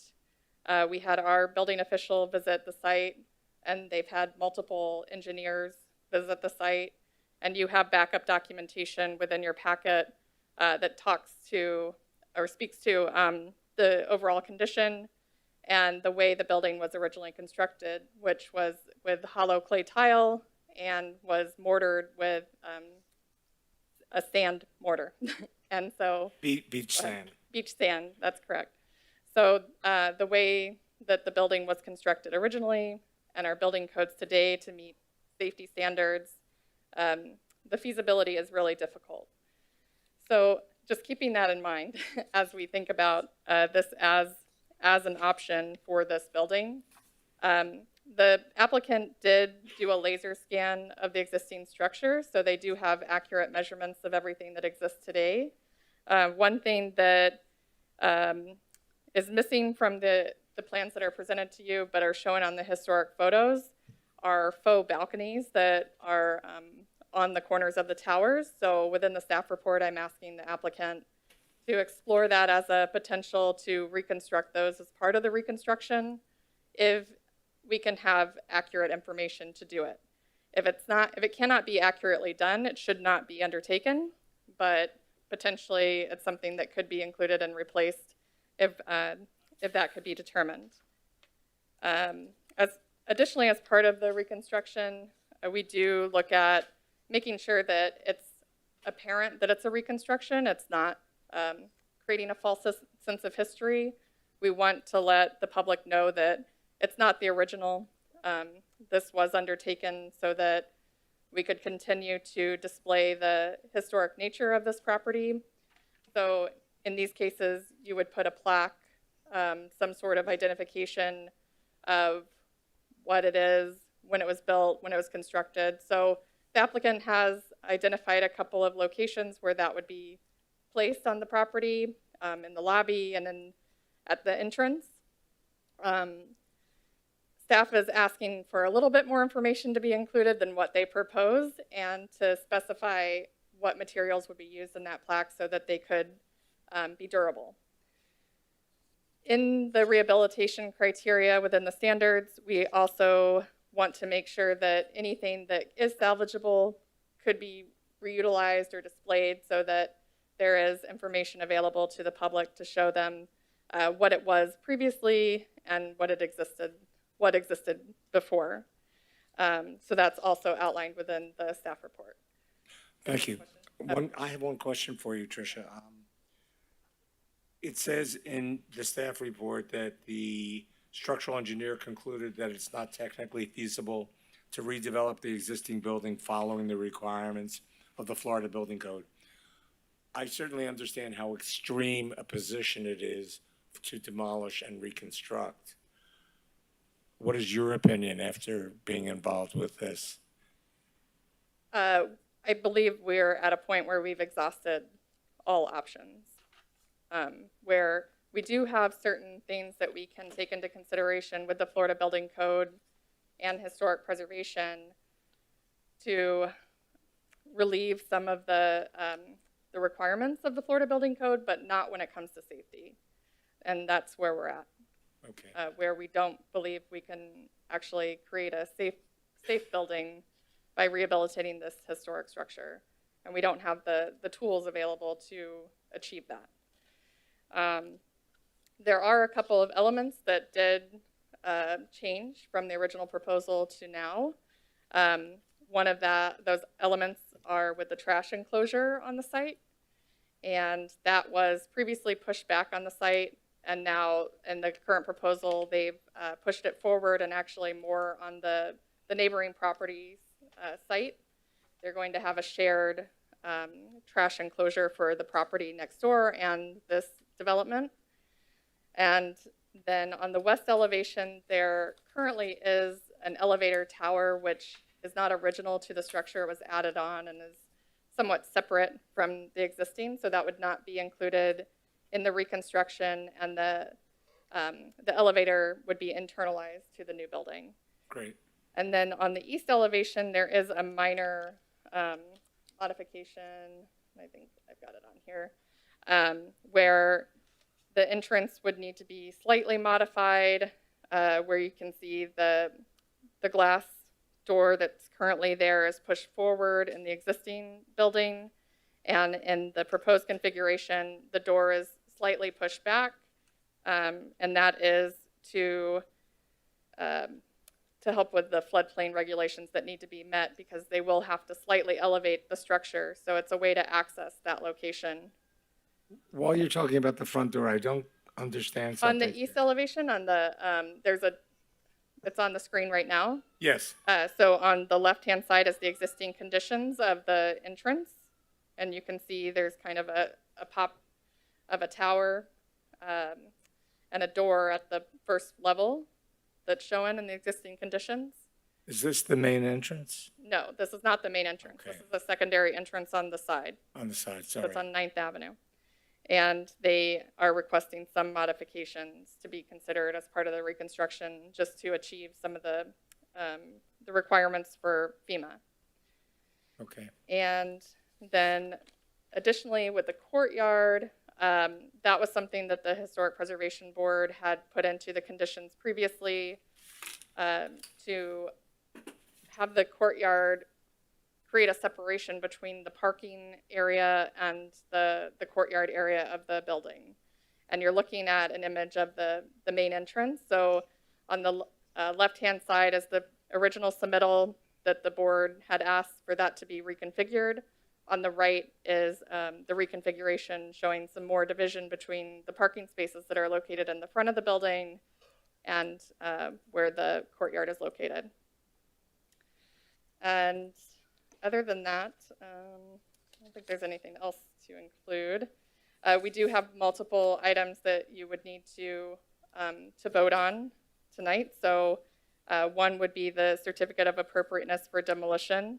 And for that, staff is identifying that as meeting the criteria in this case with the consideration of the reconstruction.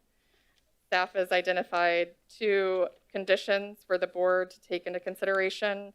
One, that a digital record of the laser scan measurements would be submitted to the Historic Preservation Board liaison prior to the building permit application, and that the application is subject to the approval by building, zoning, and all the ULDR requirements. And for the amendment to the previously issued COA, staff is stating that it meets all the criteria with 2 conditions to take into consideration. One being that all conditions of the previously approved certificate of appropriateness, which is PLN-HP-COA-20010001, shall remain in effect, except those conditions 4, 5, and 8, which were included in the resolution, and those are after the current staff report in your packet. If you're interested in looking at all of those conditions, it's also listed out on page 2 of the staff report for your reference. And then the second condition is just our standard condition that we always include, that the application is subject to approval by building, zoning, and all ULDR requirements. And then for the certificate of appropriateness for new construction for the reconstruction of the historic landmark, staff is stating that it does meet the criteria within the code, and for the Secretary of the Interior standards for reconstruction. And there are several additional considerations provided for the board for conditions. One is all glass shall be clear with the option of low E. And 2, the applicant must coordinate with staff to provide additional information on the proposed plaques, including the name of the landmark, original date of construction and architect, and the August of 2019. From that point, we then came forward to this board, as your staff report indicates, and in 2020, the project was approved, rehabilitating the existing structure, which is the main portion of which is the request tonight, as well as demolishing an older building that was non-contributing and replacing that building. Subsequent to the approval by the Historic Preservation Board. The project then went through the city's process. Well, first COVID hit. That slowed things down for a little bit. But we did get in front of the Planning and Zoning Board in July of 2020, and then the City Commission in August and September of 2020. Subsequent to that, the next step was to begin actually the working drawings and begin the construction drawings. As Trish indicated, a meeting was held on site with the city's building officials, city's planning department, representatives of the engineers, as well as the applicants, engineers, and consultants. The result of that meeting was the building official indicated that the property could not be restored. It would need to come fully in compliance with the Florida Building Code. So then began a series of hiring different engineers to take a look at what might be done. In fact, there were 4 engineering studies. They're all included in your package, and they all came to the same conclusion, that this building in its current state can't be restored. And so that left us as of the first engineering studies came in January. We had another one done in March, then finally one in July of 2021. As a result, we continue to work with your staff. I will say that they've done an excellent job of trying to get us in the right direction. That's why we're here tonight, to rebuild this structure. The staff report was very exhaustive. They spent a lot of time going through it. I don't have to hit on any specific item in your staff report. We're happy to answer any questions you may have. With us tonight is the architect, Doug Snyder, for the project, as well as our structural engineer. Christina Webb, who's a representative of the ownership, is also here. And of course, I'm here to answer questions as well. Thank you.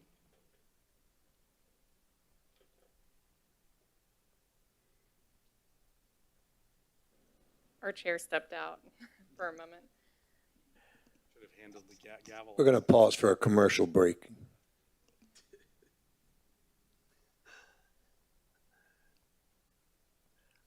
Trish, can I ask you a question without the chair here? The plaque, I'm just curious. This is just a curiosity question. This is a great idea in light of, it sounds like there's really very little to do except this. But we get a plaque on the front of the building. Is there anything else that's required? I'm just curious, like photographs or some kind of download on a, digitally where people can go and see the original beauty of the structure? Yeah, we do have quite a few photographs, but we can specifically ask for additional. Be put on display? Well, I believe that they are going to be preparing some sort of a display in the lobby. Yeah, that's truthfully, that's what I was asking. Okay. Anything that could be salvaged. That's correct? That's correct. Yeah. As well as the city will have, of course, the laser scan replica of the building itself, the plans for that. The one comment that I do want to address is the faux balcony issue. The difficulty is making sure it's not conjecture. So we're happy to work with staff. We agree with all of staff's conditions. As to that condition, I could have Doug Snyder explain it, but from our perspective, we're not sure we can do that without some conjecture. We do have a photograph that has them, but then there were other photographs from the late 20s, early 30s that did not have the faux balconies. So it's tough to replicate exactly what was there, but we certainly will work with Tricia. And if there's a way to do it, it adds some interest to the building, so we have no objection to that. And these are just decorative balconies, They're correct? purely decorative. Yeah. Okay. As I said, we don't know how long they were there, but it doesn't look like they were there too long. But at one point, they were there. At one point, they may have been original to the building. Yeah. Okay. Do you have anything else to add? Nope, just happy to answer any questions. Okay, is there anyone else speaking on your behalf? No. With that, is there anyone else from the public who wishes to speak? If not, yes, please, come up.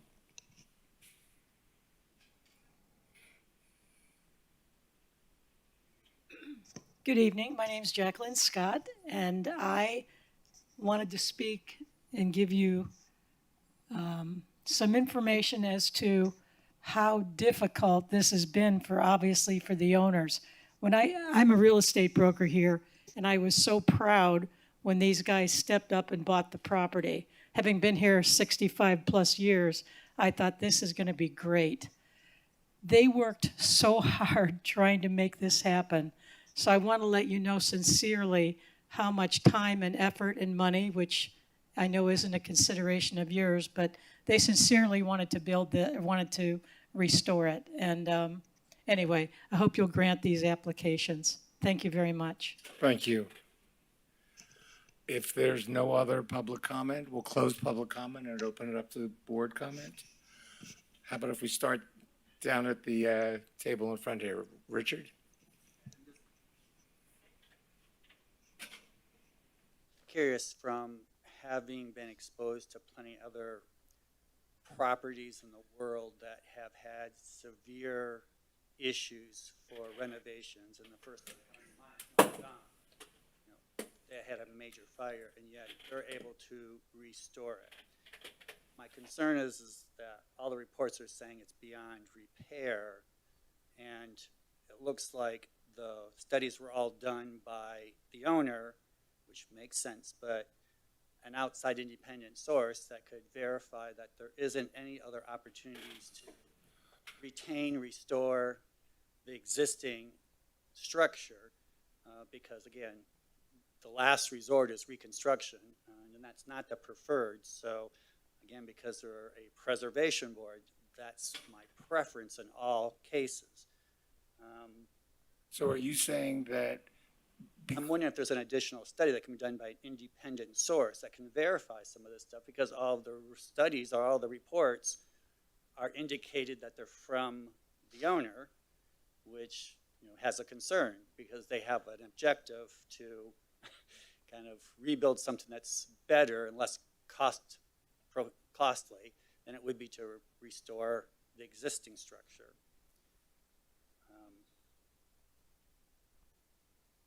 So, I mean, that's the primary concern that I have.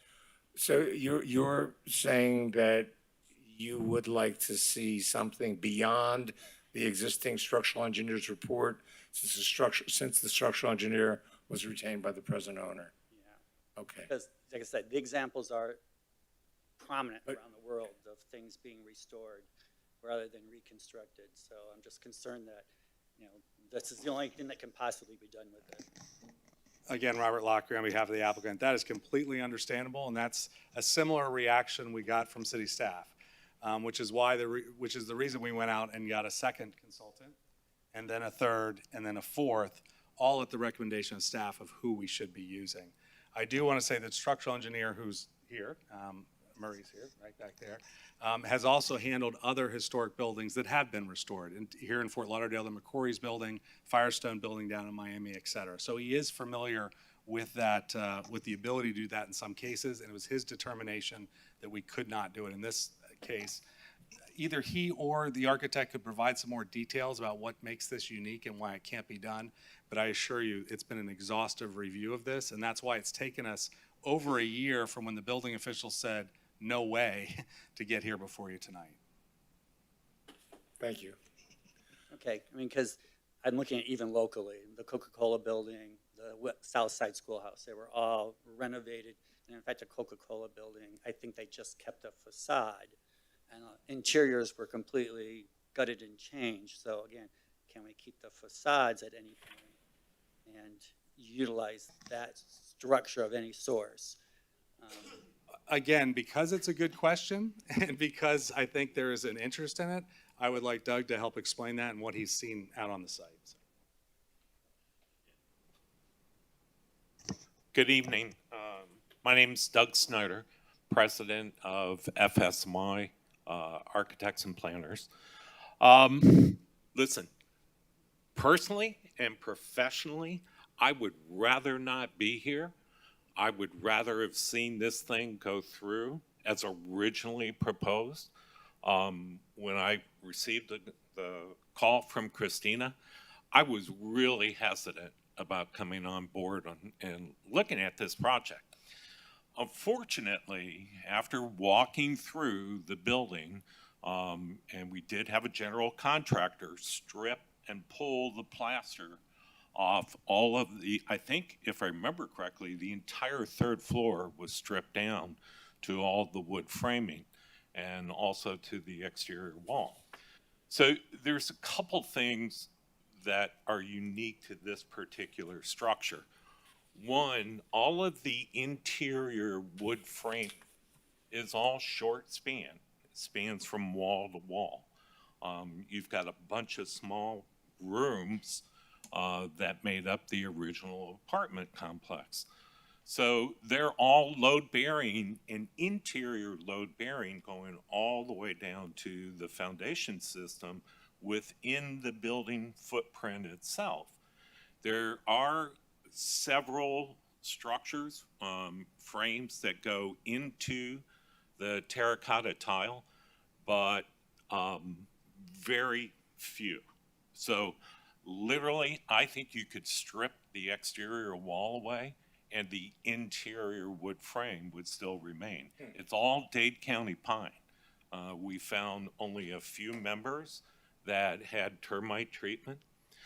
So the challenge then becomes, what about the exterior wall? So the exterior wall is terracotta block, and if you're familiar with it, it's approximately 12 inches. It's got holes in the middle, but the holes are only about 2 to 3 inch diameter. They're not like the normal concrete unit masonry we used in today's construction. So as a result of that, there's no vertical steel in that building whatsoever.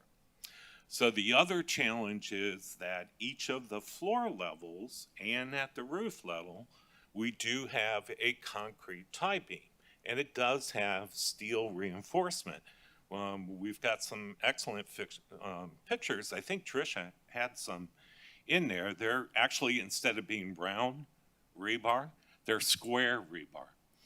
So unfortunately, back then, it was not uncommon for the contractors to build with beach sand. Now, I professionally have encountered that.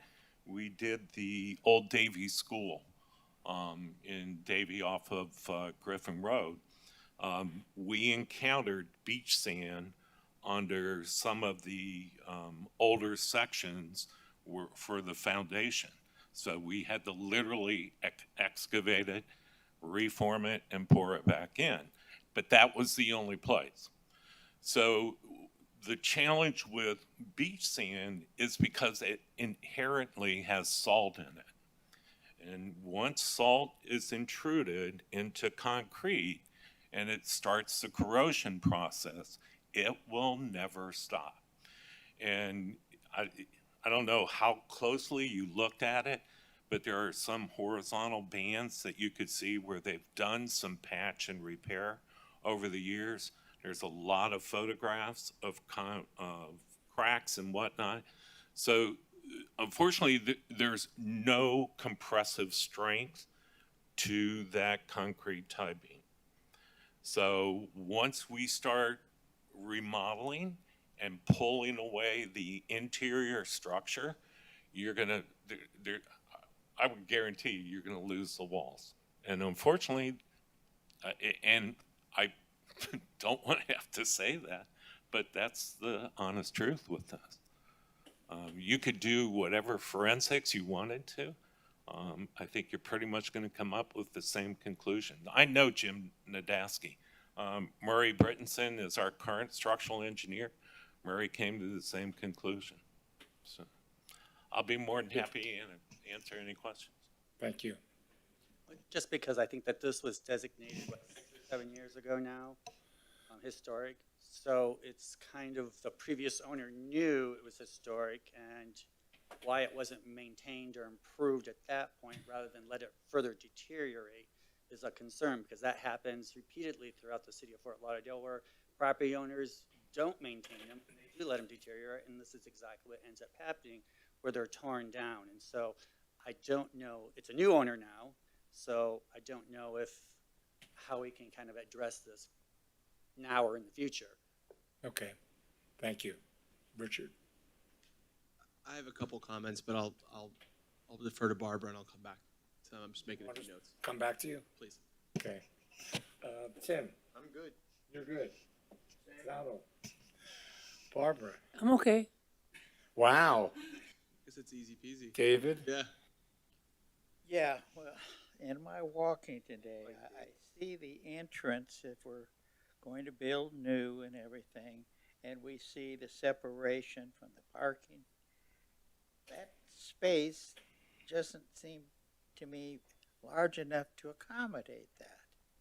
Really, I mean, I'm not an architect, I don't have to measure that, but if I pulled up next to it, you know, where these parking would be out in front and everything, and then I went behind and parked in the lot behind it and everything, and then I walked, and when you look at this entrance and everything, the current proposal just doesn't seem to fit me mentally, that there's going to be that parking in front of the building.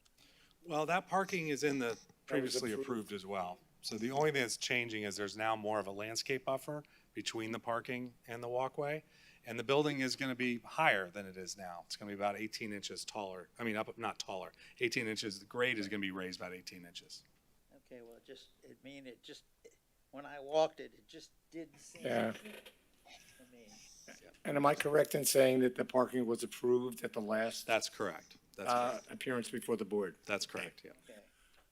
Well, I do have a few comments. I think it's wonderful that the owners have bought this historic property, which has been sitting there. And as I mentioned, as an architect, I walked through the property, I'd say about 4 or 5 years ago, with previous developers who were looking to rehabilitate the property. And we walked through when it was still an operating nursing home, which was a challenge in those conditions and through that structure. But I did see personally this structural deterioration that was happening in that building while people were actually living in it, while very sick people were living in it. And we did have at that time a structural engineer come through. He came to the same conclusion, but my clients at the time were not willing to tear it down. So I commend the current owners for having the foresight to want to save the property. It is unusual, as Tricia mentioned earlier, to demolish and reconstruct, and only in the most extenuating circumstances should this happen. And I believe that this is one of those extenuating circumstances. A few other comments. I appreciate your comments on the balconies, and I think you should make every effort to make them appear as they do in the photographs as well as you can. They don't have to be structural, nobody's standing on them, but it does add some historic character to the building.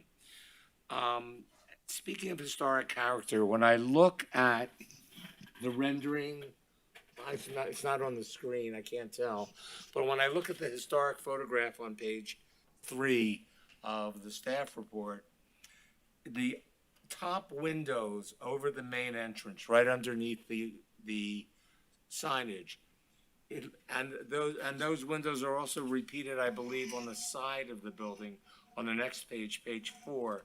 If you look at the existing conditions on page 4, you see a number of horizontal bars. It looks structural almost. I can't tell what it is from here, but I don't see them in the restored, reconstructed version. And I think they really do add quite a bit of historic character, because if you have single hung windows everywhere, it looks like a suburban office building. So I think it's important to, there's two details I caught that I think it's important to reflect. One would be those windows, and the other one is, and I can't tell from the rendering, in the historic photos, there are, it looks like brick windowsills underneath the windows, and which actually strangely extend a little bit past the windows. And I see you are restoring something like that here. So those are two details. What else did I want to mention? So it was the stairwell windows, the sills, we talked about the balconies. And I have one more question for Tricia after we address this. All right, so a couple answers. Couple the windows answers. that you're talking about are actually jalousie windows. Ah. So we would not be able to replace those in the current. Well, you couldn't replace them, but you could mimic the look. We could mimic the And look. I think that's what I would be looking for, to make it it's not gonna be a jalousie window, but it could be a Let's do window this. with How about horizontal we go markings. back to the original photographs and mirror what that is? Because it may be that we actually replace the jalousies with those windows that look like they're double hung. Chair, I would say Yeah. that the jalousies probably were not original in the 1920s. This is on page 4 at the bottom where we see existing and proposed. Right, right. I think the intent was to go back to traditional, but either way, we'll work with Trish on that. I just work with Tricia, because I'm just concerned that with a single hung window everywhere, it's losing its historic character. Even though jalousie windows are Sure, not legal have their, today. that's my history, and we always had jalousie windows in my Okay. age. And then the windowsills actually are there, Chair, so we'll make, they're white in Okay. color instead of the darker color, but we'll make sure that that's apparent. Thank you. And Tricia, you mentioned earlier a PUD district, and It's a what? PDD. PDD. Yeah. And what was the reason for that? I missed So something the, there. I would, So after we went through the historic, sorry, but I'll answer, is after we went through Please. the historic preservation process, we then had a building that doesn't meet code. Doesn't meet setbacks, didn't meet parking, the density, so there were other issues that required us, in order to actually even do the rehabilitation, to rezone the property to PDD. So the zoning is now the site plan, and the site plan's the zoning. Understood. Thank you. Are there any other comments? I just had one Richard. clarification even, and Trish, if you can answer this, great. Was the original submittal including the, I'm going to refer to it as the outbuilding that I see sort of the roof line of? It did, okay. That was yes, it, it included the demolition of that. understood. I think this will be a welcome addition to the neighborhood. Agreed. So, with that, we have one more comment. Just adding, I think that my concern sometime is that part of the history of the building is the evolution of the building over time. So the jalousies, because it may not have been original, could still be acceptable today because that is how the building evolved over time. So it could be relevant, to my opinion, to what is rebuilt or reconstructed, if that's the case. Which also leads me to the concern, or a point on one of the pages where you have the screened-in porches, page 6, I guess, that you're not using that in the reconstruction part of it. And I was just like, that is part of its history, even again, if it wasn't original. So is there a particular reason why you're not doing it? Is that because it wasn't? What page are you looking at? Well, it's page 6 of the February 2020 that they didn't use it in that. Are you on the staff report? Yeah, I guess it flashes back to the previous project summary and stuff and Oh, I see, okay. the rehabilitation. It's the second page 6, yes. Yes, Sorry about that. but again, just those kind of things I'm wondering. And could you just repeat your comment? I'm sorry. Well, it's just on that existing tile screening where it has the tiles there and they're Right. not doing it on the new construction, so. You mean the canopy over the entrance? No. No, there's some open Oh, the air tile screens in- balconies on, above. like, Right. in the interior courtyard, and there's some tile block screening that has been put in place. It's not original to the structure, and typically, you know, if you were considering reconstruction, which we are, you would determine what date you're going back to. In this case, I think the way we've been considering it is going back to its earliest date, not to a midpoint, but generally, like if you were going to be investigating it further and wanted to determine a different date than the beginning, you would take a look at the designation report. The designation report outlines a period of significance or dates of significance for that particular property. So I don't know off the top of my head what that is, but that would be the only other factor. You know, if the period of significance or the date of significance for this property was 1950 rather than 1923 when it was constructed, then that would be a consideration. But most oftentimes you're going back to its original plan and its original look and appearance, not necessarily something later on. Okay. One other comment about the plaque. My feeling has always been with plaques on buildings that they're better to be on the outside of the building so the public can see it rather than inside. Yeah, we have no objection to that. Okay, because we were just talking about the inside. Put them both. So with that, if there's no more comments, we'll entertain a motion. Just to clarify, you already opened and closed the public comment. Oh, I wasn't- did not. Okay. I need to have a list in front of me. Okay. So we'll open the public comment. Is there anyone who wishes to speak? Please. Sorry, I went too fast. Yeah, you have to speak at the microphone.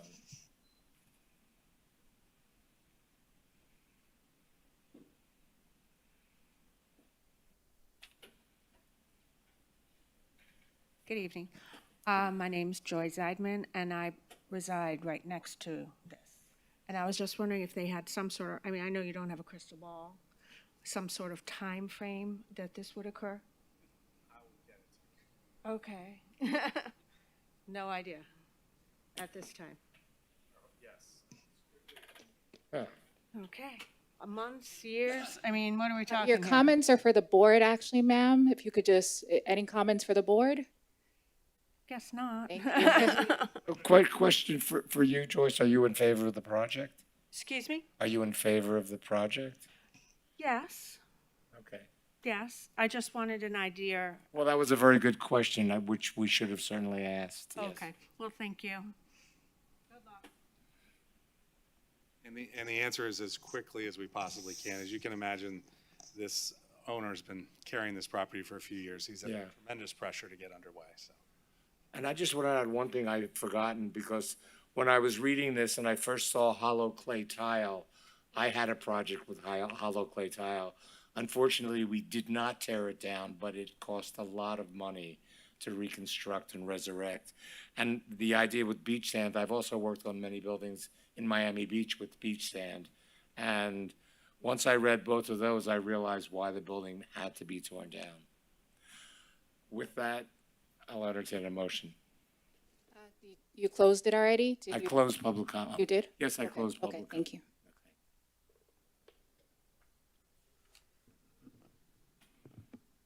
I'm happy to make the motions. Thank for the you. record, no problem. So just to clarify, we'll go one by one, okay? Yes. I'll make a motion to approve with conditions the resolution for a certificate of appropriateness for demolition under case number UDP HP 22002, located at 824 Southeast 2nd Street, based on the facts and findings as outlined in the staff memorandum and the conditions that apply therein, and subject to those conditions. Would you like me to read those, or we'll just go through them in the resolution?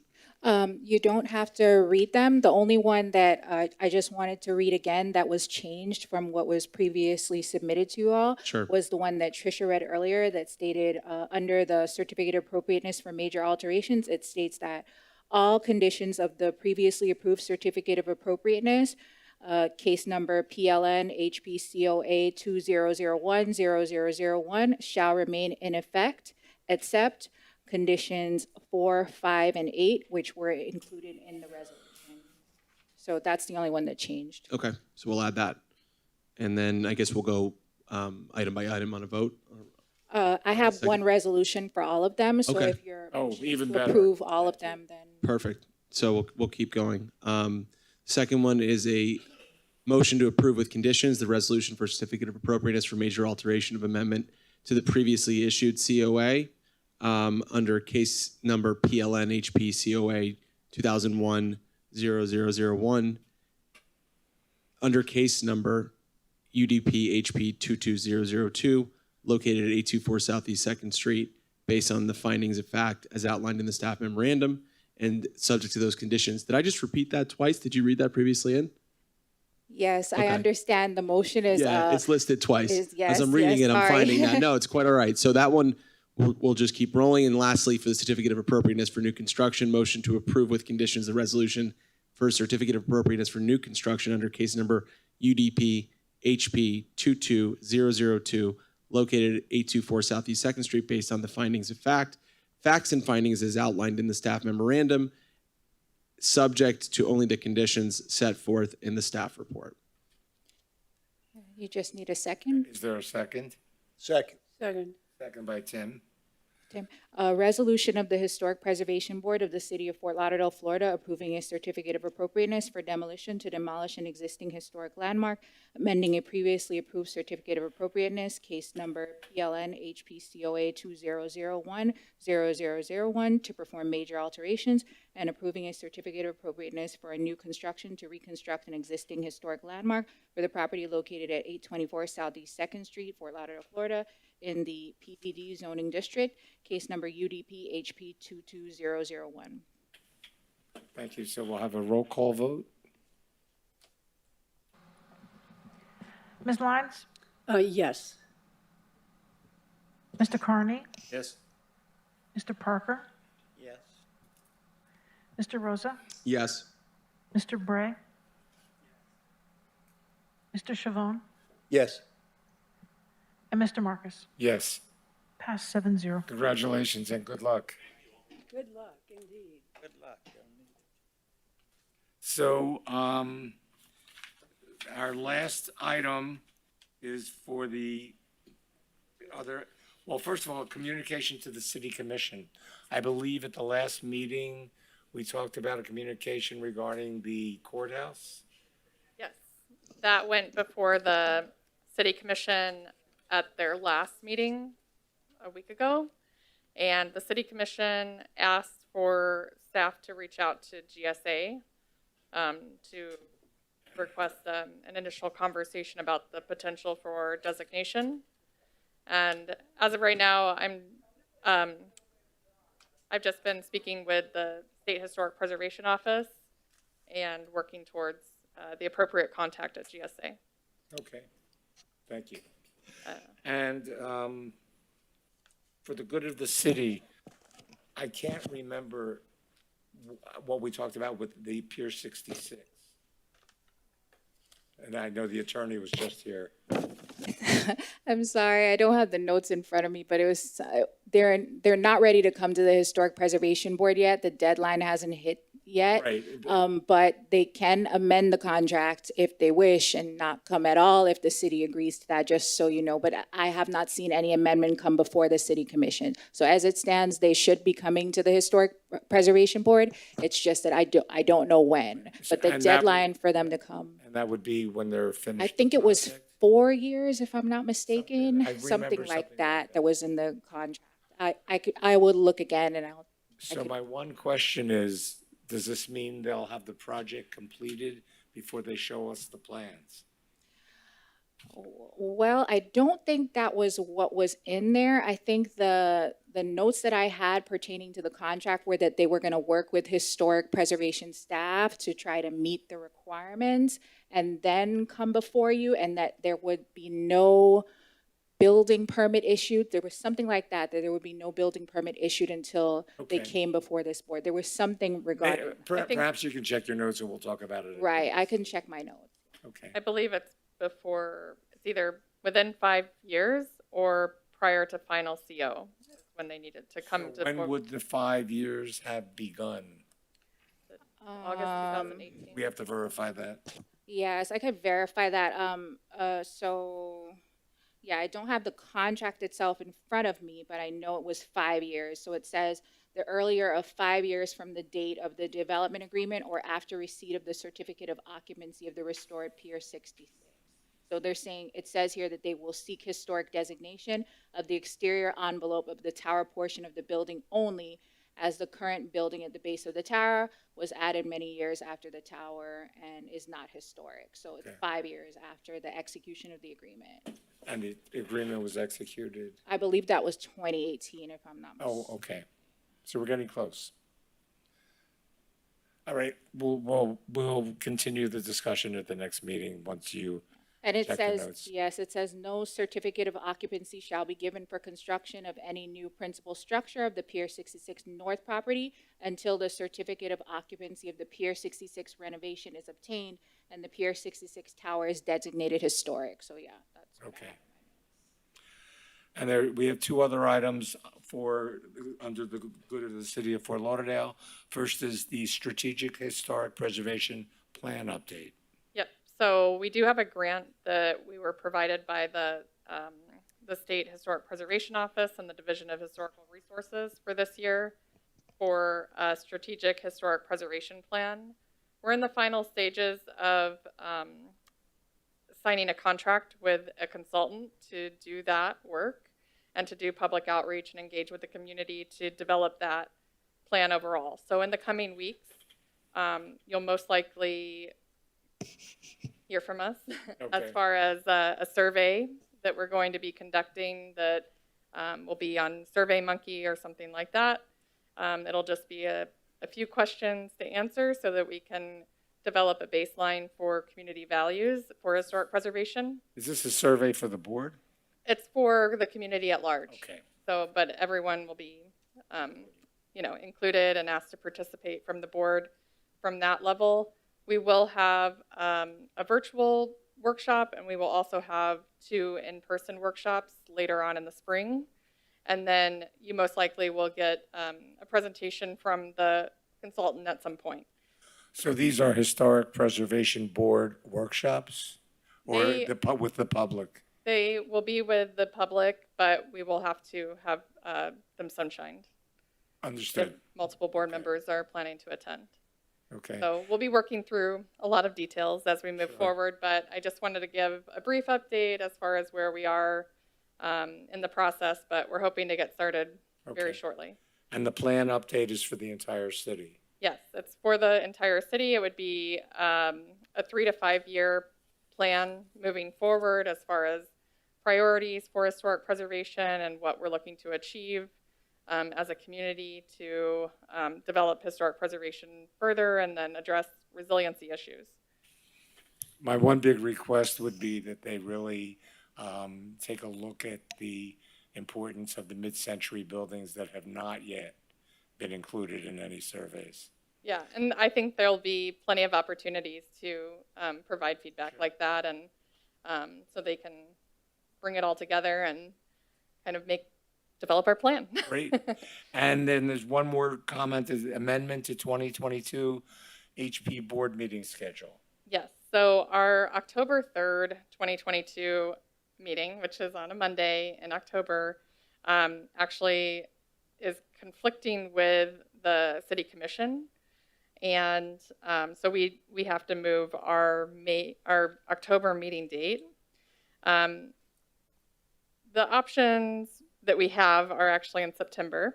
So it's September 27th, which is a Tuesday, or September 29th, which is a Thursday. Wait, you first said that October is changing to the 10th. No, so our October meeting, which is scheduled for October 3rd, Right. There's a conflict with the city commission meeting date. So we only have a few options where we have space available to hold our regular meeting. The only 2 options that are within a similar time frame are actually in September.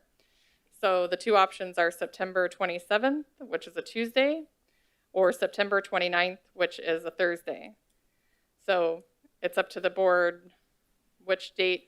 Does anyone have any conflicts on either of those days? I mean, it's pretty far in advance, so it's kind of hard to say. But One works. So perhaps we just say Tuesday since it's closer to Monday? okay, all right. I So think it's Tuesday, the 27th. yeah, and I believe you will have to make a motion to make that amendment. Would somebody like to make a motion? Just curious before I move on. So the September 5th, that's Labor Day, so you're not meeting then. You're meeting September 12th. What's the No. September date? The September date is September 7th, Okay, so you're suggesting we meet the 7th and then the 27th? Yes. then the 27th. So the 27th is actually the October meeting. Can you do And it the- later in October? So the other option would be October 17th, I think was the only other option that the clerk had given me. And then we have a November 7th meeting. Well, I So- know I can't be here in September, but I could be here in October for that 17th. Yeah. I mean, I'd have to double check with the clerk's office if that was a possibility, but still, Yeah. if you're interested in doing October 17th instead. How does the board feel? Well, I would like to be at the meeting if possible, but if I can't, that's that. Well, I think it's fine. We'd like you to be at the Okay, meeting. okay. So what are we doing here? The 17th of October. 17th of October. So okay. you can do a vote on the 17th of October, and then if there's any issues, then Tricia can come back and let us know, and then we can just do another vote. Okay. Want to do that? Yes. Okay. We'll just need a motion and a second. Okay, I'll make a motion to have our October meeting in October on the 17th, Yes. rather than early October on the 3rd, I think it was. I'll second Correct. that. Okay, so second by Barbara. And perhaps it might be helpful, Tricia, just to send out a quick email to the board just to, Yeah, confirm once I the get date. confirmation from the clerk that that's actually available, I'll adjust the meeting schedule and we'll send it out again. thank you. Did you want to do all in favor aye, or did you want the clerk to do a roll call? For the, We can do a voice vote, I think. okay. All in favor of the change? Aye. Aye. Opposed? The motion carries unanimously. And with that, if there's I have nothing- one more small piece of business. The Rivermont Archaeological Site, which is in Sailboat Bend, it was designated locally last February by the City Commission, was recently heard by the State Historic Preservation, or State National Register Review Board last week, and they did make a positive recommendation to the National Park Service for it to be listed on the National Register. So now it's going on to the National Park Service for their consideration, and we should hear back in about probably 3 or 4 months. But once it's listed, which hopefully there's no issue moving forward, then I'll let you all know when it's official. Thank you. I got a quick question for Patricia. I'm sorry. Where are we? Oh, Tricia, yeah. the survey that you're doing, that you talked about, you got a grant for it. Yes. And when you do public outreach, is that open to all questions and suggestions, like getting funding to help the cost of historic preservation, so that we could ask the city to consider a funding mechanism so that when we see something that we feel is of great value, it could be acquired by the city of Fort Lauderdale? I mean, there's multiple questions, kind of trying to understand what the priorities are for the community for historic preservation. There's also just an open text box if you wanted to write anything in. Yeah, I'm just looking as for well. a funding mechanism so that Yeah. when we see something and identify it, it can be guaranteed that it's going to be there because it's owned and operated by the city. Sure. May I just state that the development agreement with Pier 66, it was executed on August 31st, 2018. So that was the effective date of it. So we're at the 4th year, actually. Okay. So then, per the agreement, sometime in the coming year? we can expect Yes, it? before the 5th year. So Once we're in the 5th year? yes. Richard? And I don't know if there's a right timing. We don't have to have an extensive conversation this evening, but because Tricia's brought up the funding or grant that she had gotten for the survey moving forward and the archaeological site as the Rivermont, I wanted to see if we could get like a letter sent to the city at some point about funding, since this is the window for grant applications for many different places with the state, the county, nationally, as well as with private organizations, about doing more to preserve different aspects of the city. And because she had brought up the Rivermont thing, that is part of the concern, is that we have designated as a city the Sailboat Bend District, yet there really doesn't appear to be much of a story as to why it's relevant or why it's designated. So Cooley Landing there, the Indian Middens there, William Lauderdale Park is there, the fire station's there. There's plenty of things that are designated as relevant to the historic value of Fort Lauderdale. And yet there's really no underlying theme or story that's kind of told or available for a tourist or people that come to our city, or that the city really makes relevant to why it's designated historic. So I'd like to see if there is a way of getting grants or applying for grants to write that story or to Well, explore that story. I have a suggestion. I wanted to throw the discussion back to Tricia. Could this be included in the scope of work that the consultant is already doing? No, it's something different. No, it can't be included in this scope of work. This is specifically for, it's a planning grant to Okay. develop a plan for historic preservation moving forward.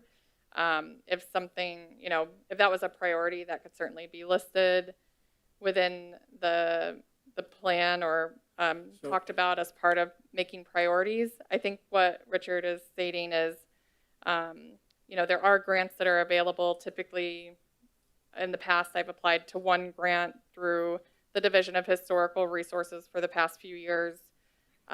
We've gotten funds to conduct architectural resource surveys, and this year it's a little bit different with the Strategic Historic Preservation Plan, so that we can kind of say what the priorities are. But early on, while I've been at the city, we did discuss the need for architectural resource surveys and to understand where significant properties are located within the city. So that's been kind of the direction I've been headed when I've been applying for grants in the past several years. And then, but I think Richard is proposing that a grant be sought to develop more of a walking tour or signage program for Sailboat Bend, if I understand correctly. The story. I mean, you almost have the story in every staff report you write. Yeah, I mean. Right, and she has already started that process by doing the contributing versus non-contributing and telling some of it during that process. But it really is not something that's presented as the city supporting or promoting as a tourist destination or a value that the city really kind of emphasizes. Yeah, usually if staff were to pursue a grant application, typically there's some basis for the direction for pursuing that type of grant application. I'd have to look to see, what Richard's interested in, if there's actually a grant that matches that that scope of work or that ability to implement that type of programming. I don't know. I'm not sure if the state grant definitely has that or not. I'd have to look at it in that frame of reference. But as staff, I would need direction to say this is something that the city wants to pursue as a grant project, and for me to pursue doing a grant application if there's one available. So where do we leave this? Well, I just was, like I said, opening the dialogue. We can continue yes. at another point in time, but maybe thinking about how we can explore this and something that evolves about that whole process, because there's the historic district H1 does have a story that's told and a tour. Stranahan House does. I mean, there's plenty of things that we promote as historic in the city, but that doesn't seem to be a story that's been told or is being told. Mike. Okay, I might comment.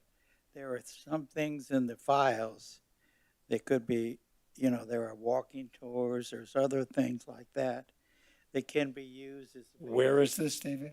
In the Sailboat Bend stuff that is now stored in the building behind the fire museum. Okay. So there are resources for doing that.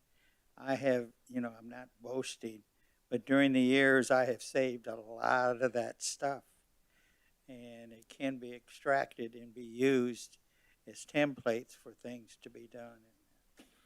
Is this something that could be discussed with our new consultant coming on board?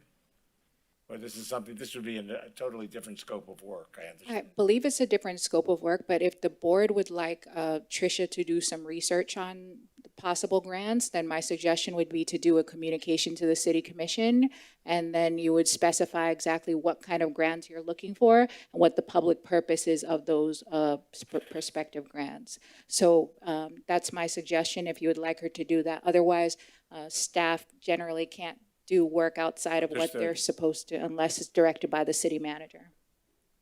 So you would have to make a motion to get the ball rolling and take a vote. We can continue at another point in time. I said, Well, I because she think brought it's it up, I'll continue at I another think point. it's a when good I- suggestion, and I think it's something we should continue to pursue. I don't know how the rest of the board feels. Because I believe that, as David has said, a lot of the story has been written, but it's never been gathered together in one place. Yeah, as I say, it was in situations, a lot of stuff was deteriorated, and then I helped shift some of it into plastic containers, and I've done a lot of that stuff. It's still around, that, as I say, could be materials that, So David, you're our expert then. no, I mean, I've saved. Understood. Because I was the only one around. Understood. I mean, that's it. I don't have any expertise. He's but volunteering. there's a lot of valuable stuff there. Yeah. I'm just saying. Well, maybe we can continue this discussion. Yeah, if you would want it on the next agenda, for example, as a discussion item, you could make Okay. a motion to say you want it on the next agenda under the good of the city. Right. Or, as Shari suggested, make a communication now. But if you want to continue the discussion, I would say you could put it on the agenda. So if you want to continue the discussion, you would want to make a motion, and also the motion should include directing staff. Okay, I'd make a motion to have Trish Logan or the city explore grant applications. Have historic staff do it. It sounds better. Historic staff, explore There's no staff, I know. grant applications that apply for telling the story of the historic Sailboat Bend district and how it could improve for good for the city. So you're looking for a narrative that talks about the city for the public good? Because I think that composing a tour might be beyond the scope of what we would want to do. Well, that's why I specified what the public purpose is for the grant, because I don't want to get bogged down into a tour. I would keep it very much what your public purpose is for the grant and what kinds of grants you'd like her to explore, and then send it to the city commission and have them make the decision. That's just a suggestion. So you want to put it on the agenda for Yeah, next? I'll change that. I'll make a motion to put further discussion for this topic on the next meeting's agenda. Under good of the For the good city. of the city, yes. Is there a second? Second. Second. All in favor? Aye. Aye. Opposed? We will talk about it next time. So I can list that as telling the story of the Sailboat Bend Historic District. I think it's just the narrative telling the story. I think, am I correct? Okay, Okay. All right, thank you. thank you. And with that, we'll entertain a motion. Side note, I'll bring some materials to show that what's available already, okay? We may give you the job. No. Oh, I don't want to do the I job. know, I'm kidding. Okay, please. All right, with that, I'll entertain a motion to adjourn. Move to adjourn. Second, Second. all in favor? Yikes. Meeting is adjourned. Thank you.